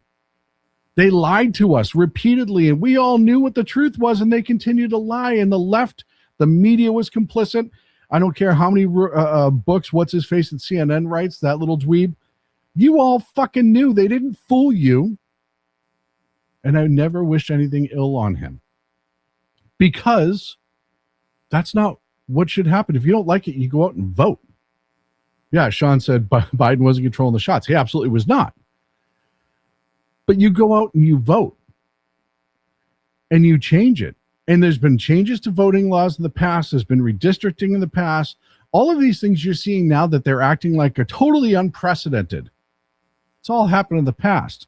The SAVE Act, as much as people don't like that, that's been happening all over the world for decades, and there have no issues in most other countries. They can count paper ballots by hand with millions of votes and voter ID. So before they try to tell you that's why they lose this next election, which is what they're going to tell you, oh, we lost this election because of voter ID and it kept so many people and yada, yada, yada. None of that is true. It's not factual. You're being gaslit, just like this kid was gaslit to the point that he was going to try and kill the leader of the free world, like him or not, politics or not. Look, that same spot that Reagan got shot at, that was a guy who thought he was impressing, Jodie Foster?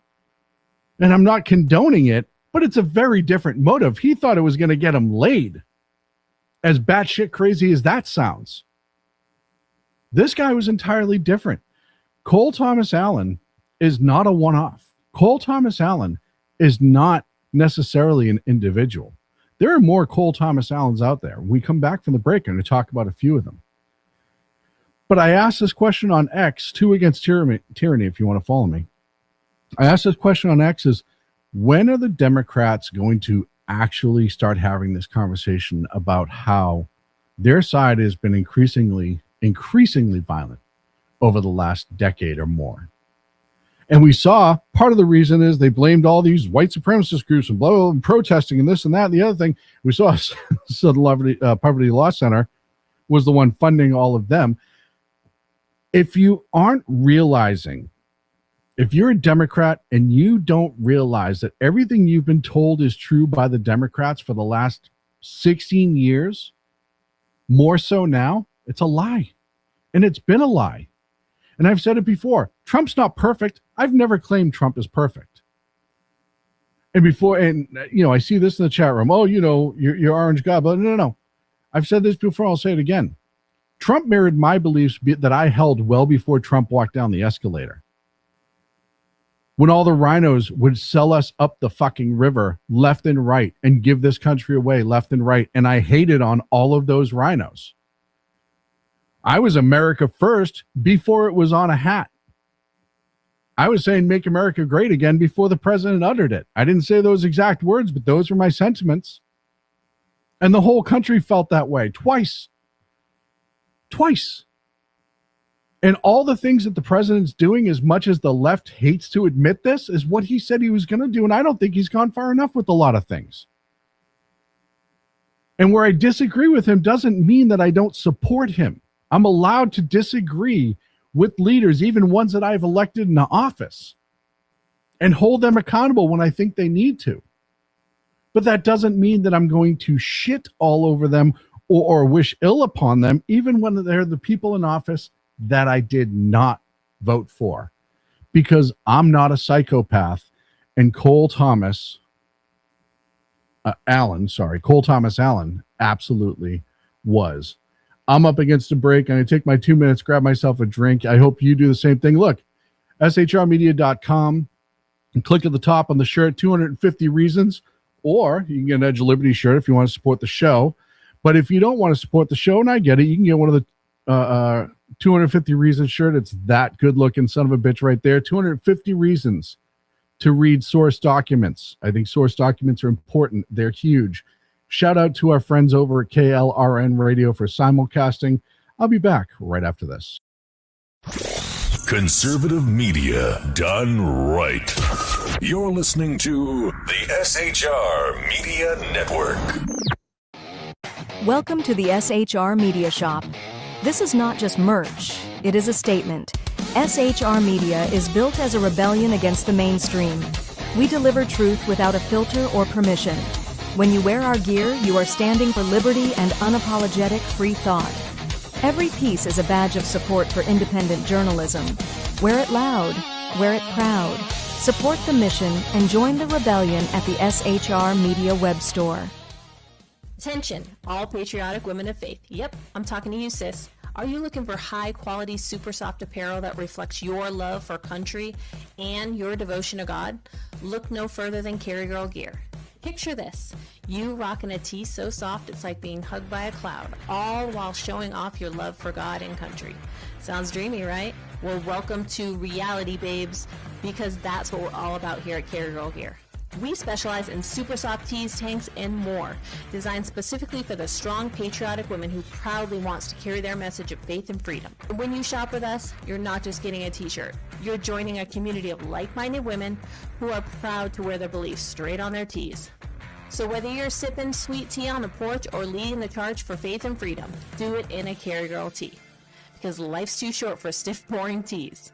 CarryGirl.com, where faith and freedom meets fashion. Come listen to BZ's Berserk Bobcat Saloon Radio Show.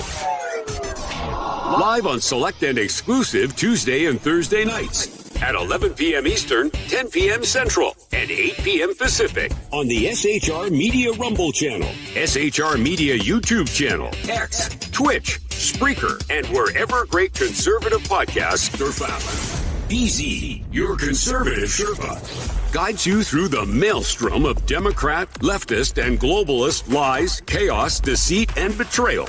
Raised as a free-range child with dirt, stains, mud, and freedom, BZ broadcasts from North Idaho, comfortably surrounded by actual normal people. Jump into our plush, sumptuous, palatial, and resplendent chat room on rumble.com. Click on live chat to join. Now, with 37% more umbrage and 19% more bulbosity than previous shows, featuring delicious Liberty additives for the best in late-night conservatarian talk radio. BZ reminds you that with great beard comes great responsibility. No chinchillas were harmed, embarrassed, fat-shamed, or the focus of any sarcasm whatsoever in the making of this ad.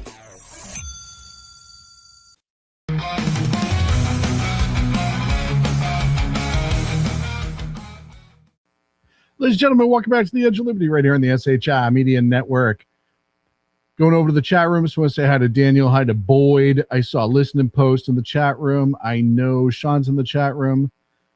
Philip, seriously, man, you just keep gaslighting yourself to believe that. And you know, I wish you well. Hopefully this will be an example for you to straighten yourself out. And when I talk to you about gaslights and lies, I mean, this is some of the stuff. This is allegedly his social media that he was retweeting that he believed was true. Do you remember the allegations that all the voting machines were hooked up to Starlink so Elon Musk could fix the vote for Donald Trump? You remember all that insanity? He was a believer in that. This was from him, allegedly. He retweeted Andrea Chalupa. The Starlink story is really taking off. If you're one of those White House Dem influencers, ask the admin to release a... And the story is essentially Starlink was hooked up, and that's how Donald Trump won. So this is what I talk about, doing no research or using no critical thinking skills. And where does this come from? Well, he was encouraged for a long time by media and social media that President Trump was going to be the downfall of our society.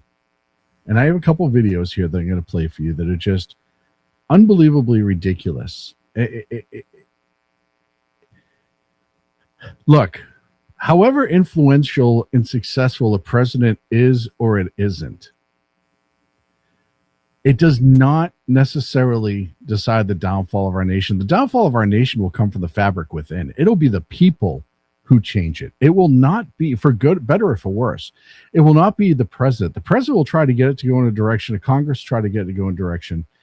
But you have these people who absolutely go to the nth degree to try to convince people that Donald Trump and the Republicans are going to destroy the nation. And it's all because they just don't agree with their politics. And that's something that Democrats don't miss. Look, I whenever I listen to people from quote unquote my side of the aisle, conservatives, I still try to do research into what they're talking about. I don't take their face value at it because you can't, unless it's something I already know about. I don't go and sit there and look up every single, because if it's, constitutionally based stuff that I have decent knowledge on.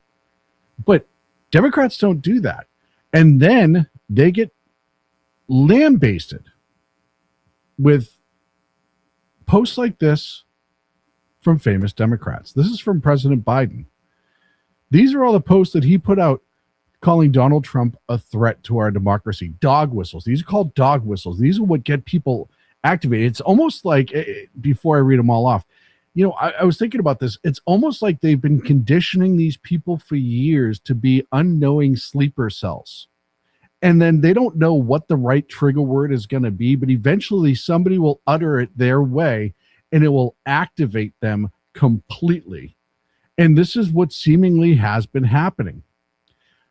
Joe Biden, Donald Trump, and MAGA Republicans are a threat to the very soul of this country. Donald Trump is the greatest threat to our democracy. Donald Trump is a genuine threat. He's a threat to our freedom. He's a threat to our democracy. He's literally a threat to everything America stands for.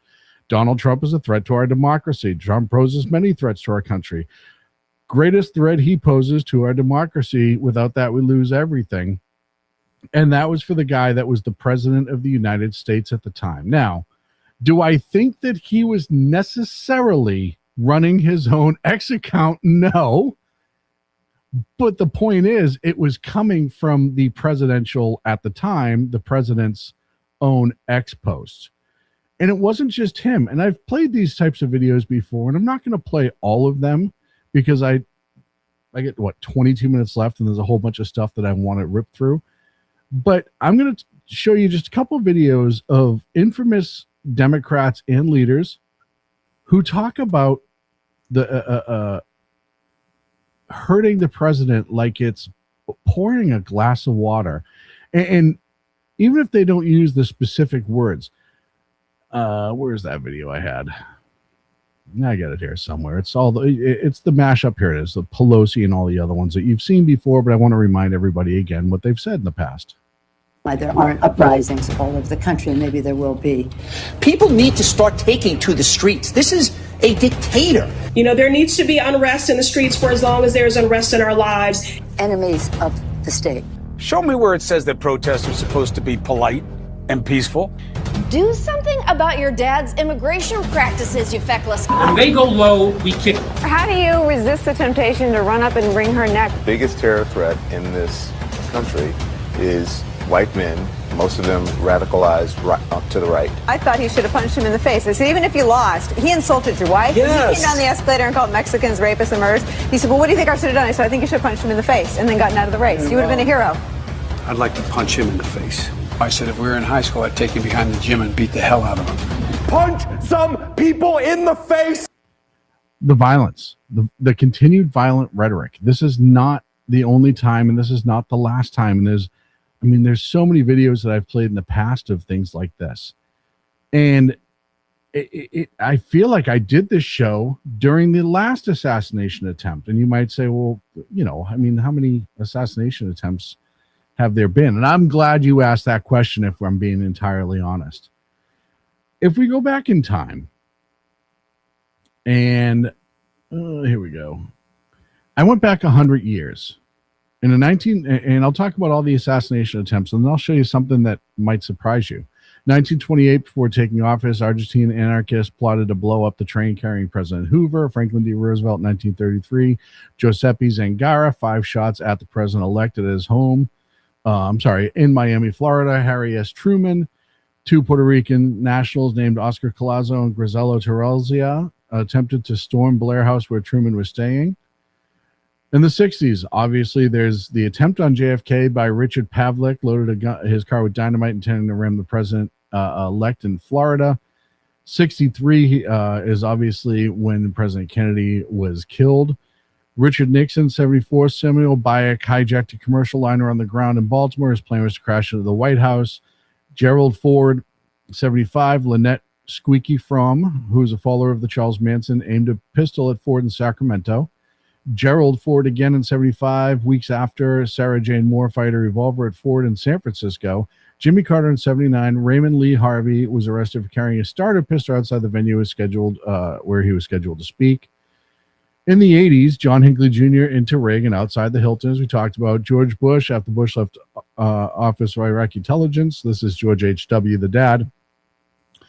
Iraqi intelligence attempted to assassinate him with a car bomb during a visit to Kuwait. Clinton in 94.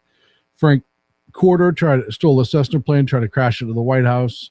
94, Franklin Martin Duran, 29 rounds towards the White House, and that was Bill Clinton again. He was tackled by bystanders. In 96, bin Laden was attempting to blow up his motorcade in Manila, and amazingly, Clinton still didn't have the balls to order him to be taken out, even though he could have. That's neither here nor there. Bush in 05, Vladimir Ruthian threw a live grenade at a stage where Bush was speaking in Tbilisi, Georgia. Barack Obama, Oscar Romero Ortega Hernandez fired an assault rifle at the White House. A man from Mississippi mailed letters. They didn't give a name on this one, which I thought was weird. With Ricin addressed to Obama. Biden in 23. Sai Kandula intentionally crashed a rented box van into security barriers outside the White House. So as you can see, Barack Obama had 2, Bill Clinton had 3, and this is the most in the last 100 years. And then you get to President Trump. And people forget there was 4 actual attempts and 1 loud plot. One actual attempt, Michael Sanford, June 2016, at a Las Vegas, Nevada campaign rally, a young British man named Michael Sanford attempted to pull a firearm off the holster of a police officer. He confessed to Secret Service agents. He drove to California and Nevada with the express intent of killing President Trump. Matthew Crooks, Butler, Pennsylvania. We know about that one. Ryan Wesley Ruth, outside the golf club in West Palm Beach. He's been convicted. We all know about that one. Asif Merchant. In July 2024, federal authorities disrupted a massive murder plot for hire orchestrated by a Pakistani national with ties to Iran. Merchant arrived to the U.S. to recruit hitmen and target prominent politicians, including Trump, to avenge the death of Qasem Soleimani. So on behalf of the Iranian government. October 2024, Fareed Shariki, the Justice Department unsealed charges detailing a second major Iranian plot. The IRGC Corps explicitly tasked Shariki with formulating a plan to assassinate Trump. Vern Miller, Riverside County deputies, a lot of people forget about this one, intercepted Miller at the perimeter of the checkpoint outside the rally that Trump was at Coachella. He had numerous firearms on him. And then, of course, there's Cole Allen Thomas. And that doesn't include, there's several other quote-unquote plots, and I don't know how serious they were, that were against President Trump. And that doesn't include the attacks on other people. That's just Trump, or the attempted attacks on other people. The attacks on Supreme Court judges are the planned attacks or attempted attacks, people of cabinet. And then you look at leftist violence beyond that, where they're being told to take it out on normal people like school children, and you have all the trans shootings against schools. It is a problem that you cannot look away from. It is a problem you should not look away from, because it's only going to get worse and worse if you look away from it. Now, a couple of things. The Secret Service protection. This guy planned this for a long time. I will say that, because he took Amtrak to be able to bring his firearms and avoid having to check them on a flight. The attempt at Mar-a-Lago, I did mention him. That was the kid with the shotgun, Boyd, whatever his name was. No, Boyd. You're Boyd. Sorry about that, Boyd. You're not the one. The kid with the shotgun, I did mention him, the one who was caught just outside. That was, 6-7 months ago?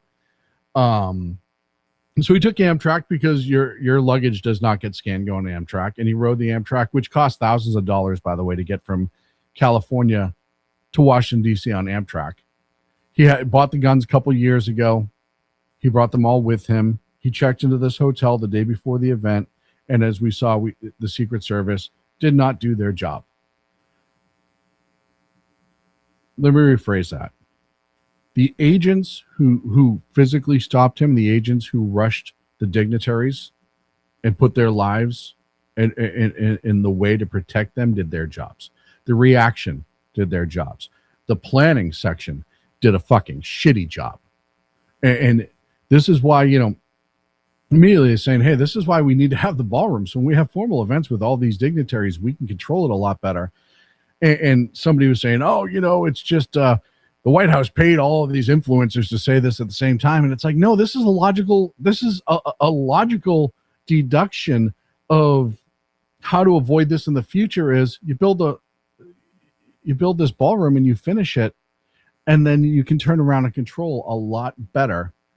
Yeah, he made reservations for the week before, which I'm sure Boyd McPhail pointed that out in the chat room.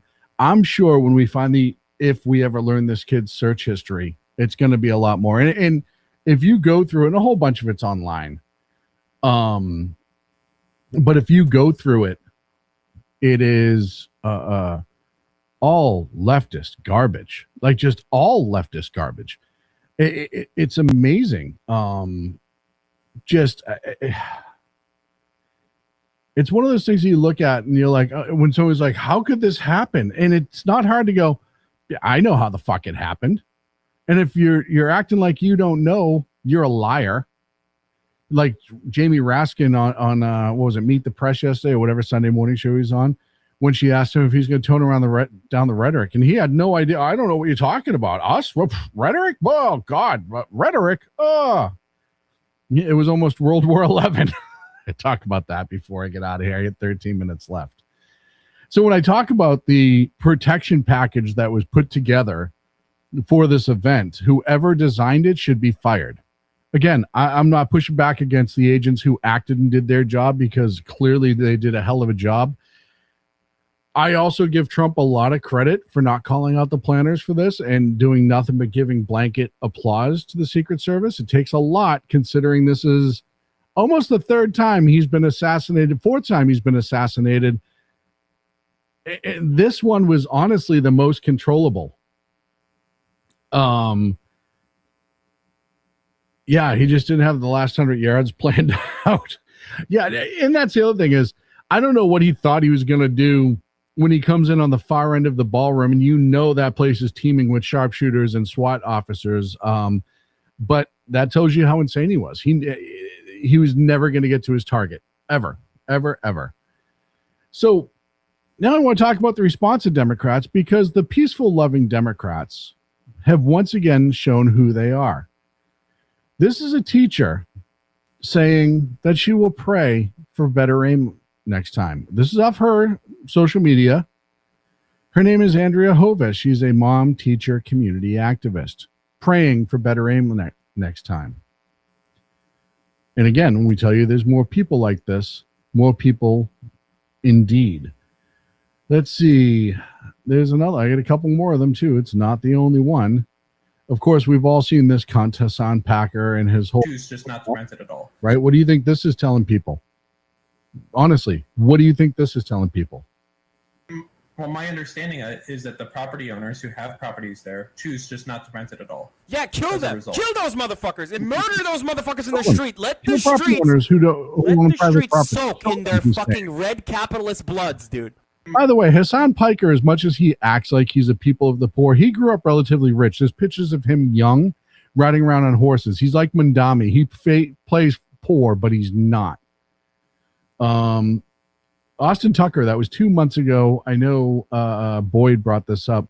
Austin Tucker was only 2 months ago that he was shot dead, bringing a shotgun to Mar-a-Lago to try to kill the president. Pardon me. I had this whole other segment I wanted to talk to, because there was shit released today from Chuck Grassley that was off the handle, but now I only get 10 minutes left, and I really want to cover this. Here's another loving, peaceful leftist Democrat who happens to work for FEMA, the Federal Emergency Management Association, who replied, "Missed again, bummer." That's that gentleman. Boozer, he has absolutely no plan on elaborating, because he doesn't know what he's talking about. He's just going to come in here and try to troll and then walk out the door and then go upstairs and ask mommy if the meatloaf's done. So there's another one. I got a video here of another angel, if you will. This is SC Cup 30 minutes offenses with 30 minutes before, talking about the White House Correspondents' Dinner and Trump, and this is what S.E. Cupp said on CNN. She played boo-boo face afterwards. Oh, this is so horrible, and this should never happen in our democracy, and blah, blah, blah, blah, blah. But she said this out loud. The Correspondents Association was trying to sort of mend some fences with a guy who wants us dead, figuratively. No. Figuratively, he wants journalism dead. He doesn't want it. That's not, first of all, he doesn't want journalism dead. He wants what I want. He wants you to actually be journalists and ask questions to everybody and not be unbelievably biased, as he Cup, which, by the way, you used to be 10 years ago. When you first came to the scene, you were much more down the middle and you hit both sides equally, and I was okay with that. But that CNN dough started rolling in, and all of a sudden, you're an absolutely humongous leftist. But I digress. I'll let her continue her insanity. It doesn't make a lot of sense to me. I don't think this is a great night for journalism. It's a night that's meant to be celebrating it, but I think it's a real bummer. Is it the Correspondents Association? She's mad that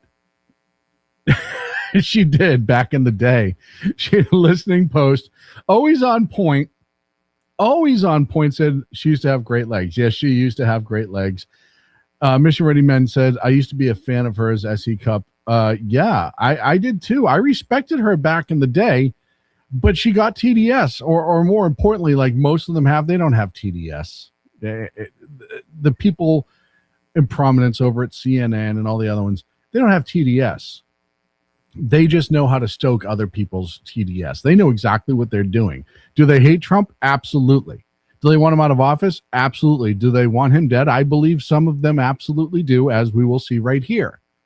However, the people who are designing all of these media attacks and the way they phrase things and word things and all these dog whistle terms, they know they don't have TDS. They just hate him and they hate you and they want you to do their bidding. Here's another one. This is a guy who's running for office in Wisconsin. Minnequaw Brewing Company. Well, we almost got free beer day. This is the place that would offer free beer should the president be assassinated. Either a brother or a sister in the resistance. They consider themselves a resistance, which is hysterical because they're the ones trying to uproot and destroy this country. Needs to work on their marksmanship, or he faked another assassination attempt. Yeah, the whole faking thing is just hysterical to me. It's amazing what you people will believe to be true on one side, and you'll swallow it down like it is just I can't say that. That wouldn't have gone over well. You swallow it like it's gospel, and you completely ignore any reality to it. You have a kid who traveled 2 weeks earlier, went across the country, checked in, did all this stuff to get ready, and then released a manifesto to all of these people, a bunch of people he mailed that to, and you're going to call this a hoax. Dr. Phil says, first and foremost, Dr. Phil, I'm going to read your comment, but Sean, I read it wrong too at first, so I'm with you. Dr. Phil says, no lie, when I seen the security footage of the shooter running through the checkpoint, I'm like, did that moron just narrative run into a handful of Secret Service agents and local PD? Yeah, he did. That was the amount of planning, and that shows the critical thinking, right? Because I mean, I don't want to get into how else, but CNN a couple weeks ago put this up. How would an assassination attempt be staged? There's more conspiracy that they knew something was coming and were trying to pre-lay a narrative than there is to the narrative that everything is staged all the time and it's a hoax and blah, blah, blah, blah, blah. And the list goes on. I mean, you look at this guy who used to be a prominent member of media, this guy who used to be important to the Democratic Party. This is the guy who decided what Democrats did in elections for years. And look at what he's turned himself into. I mean, this is one of those things, you know, I think of like sports athletes when they're getting near the end of their career and you're like, just, it's painful to see them play. Here's a guy who it's painful to see him talk.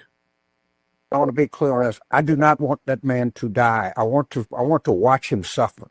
And I can't watch it. I don't want to watch him die. I want to watch him suffer. dead person suffer. So I want him to be fully cognizant come November. So I want to watch him suffer. It's like the video I played last Wednesday night of the woman saying she wanted to see him dragged out into the street, right?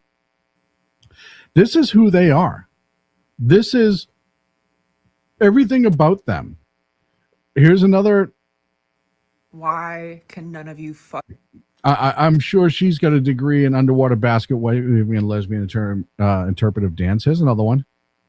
Why can none of you fucking aim across a grassy knoll in the back of a moving car? We were real Americans.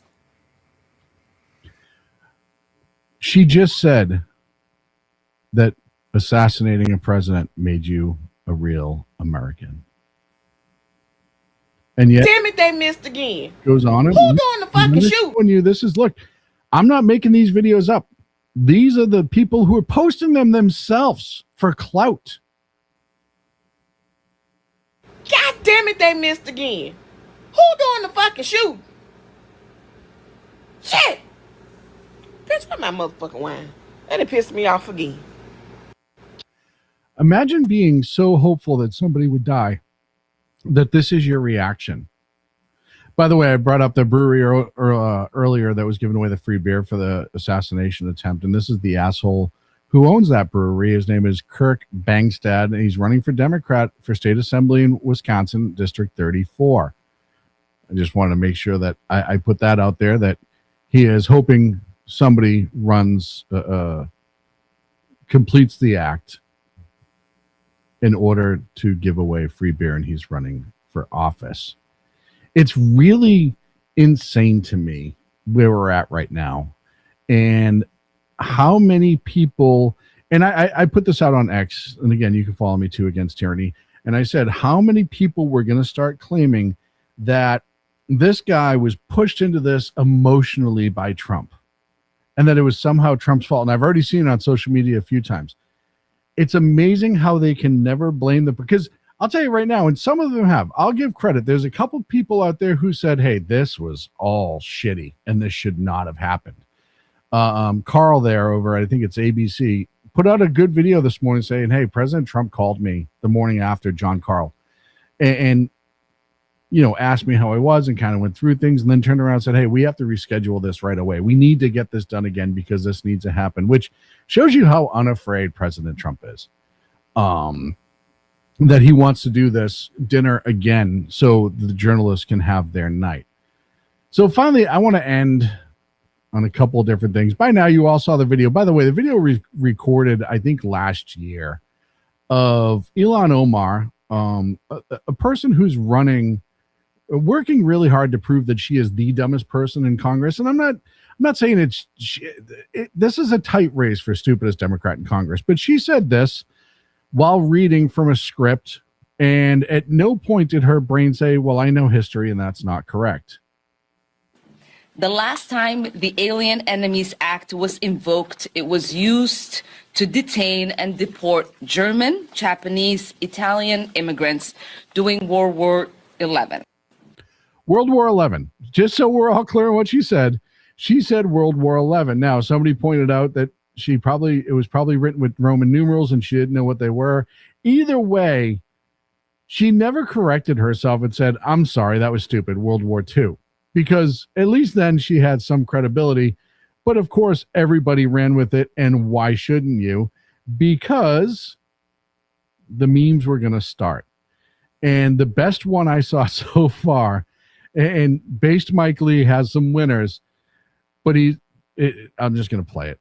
It's Reagan on a velociraptor with what appears to be I don't know what kind of, it's not a bazooka because the handle's to the back.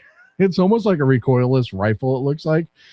And he posts, World War VII was, of course, won by Ronald Reagan whilst wielding a bazooka and riding a velociraptor. A couple more comments in the chat room. This guy reminds me of Hank Schrader from Breaking Bad. You know what? We cook. I'm going to actually take that as a compliment. Dr. Phil says, what bugs the shit out of me is these right-leaning conservatives saying, well, these people have their rights and freedom of speech. Nah, sorry, this nonsense is calls to action. Yeah, there's a difference of freedom of speech and saying, I don't like this president and I want to vote him out, or even I don't want him to be successful because it hurts us politically, or I just don't like the man. I don't care if they even call him an asshole, like all of these different things. But when you are encouraging violence or creating an existential threat out of nothing to make people fear an attack or some sort of isolation or incarceration or death is coming because of politics, that's incitement, in my opinion. Get in their face. We saw that with Pelosi. Remember all those videos? And then, like I said, the amount of people that are celebrating afterwards, that walk around with you and I, that are celebrating. I don't celebrate anybody's demise. There's a few unbelievably bad people that have been executed for their crimes and a couple people that have like tried to hurt people and were stopped in the middle of when they were killed. Okay. I don't care about those people, but I've never called for the actual demise of somebody who hasn't done anything, legitimately done anything. And the fact that people do, and a leader of the free world, what that would do to this country, what that would do to the world, it just shows you how absolutely fucking insane. Yeah, call him out to the streets. Drag him out to the streets, as it called. Yeah, absolutely. All hail the fake good guy, Obama, from Drex. Drex, thank you for your comments. Alien Enemy Act. No, you are an extraterrestrial alien listening post, so you are safe. And it was January 2025 that Ilhan Omar said that. And lastly, the last thing I want to have tonight, I know I'm running a couple minutes over, and I didn't get to talk about half the stuff I wanted to talk about. But there was a Babylon Bee post that I have to find and share, because it's not often I snort through my nose when I'm laughing. It happens every once in a while. I have to be caught off guard, or I'm conscious of it. You know, I know I come from a long line of snorting laughers in my family, so I know the potential for a snort is there, and I try to protect myself from it at all costs.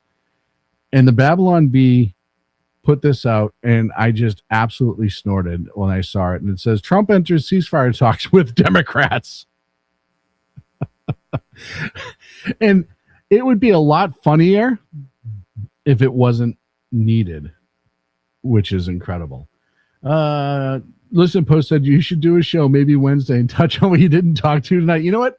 That's a great idea. I'll be back Wednesday night at 8 p.m. Pacific. I'm back every Wednesday, Monday and Wednesday, 8 p.m. Pacific, right here on the SHI Media Network, and simulcast with our good friends over at KLRN Radio. But it's not just me on here. No, every Monday and Friday, 6 p.m. Pacific, 9 on the East Coast.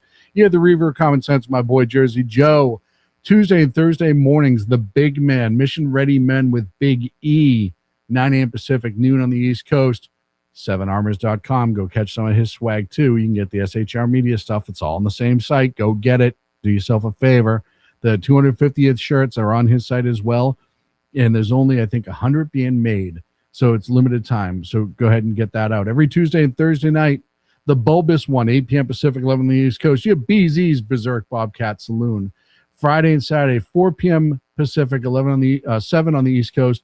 The guy that's really good at making things not go boom, and that's Lyle Armstrong, Baron Bolstein, the EOD operator himself. And then Sundays, it's coming back. I'm being told soon. You have the Lost Wanderer, usually around 5 p.m. Pacific. He'll be on the SHR Media YouTube channel, and we're glad to host him, a friend of ours who absolutely has a show that's nothing like this. It's super highly intelligent, and it makes you think and ask a lot of questions. It's educational, which I know scares a lot of people, but it doesn't scare me. That's going to be it for me. I'll see you Wednesday night at 8 p.m. Pacific. Stay strong. Talk to you then.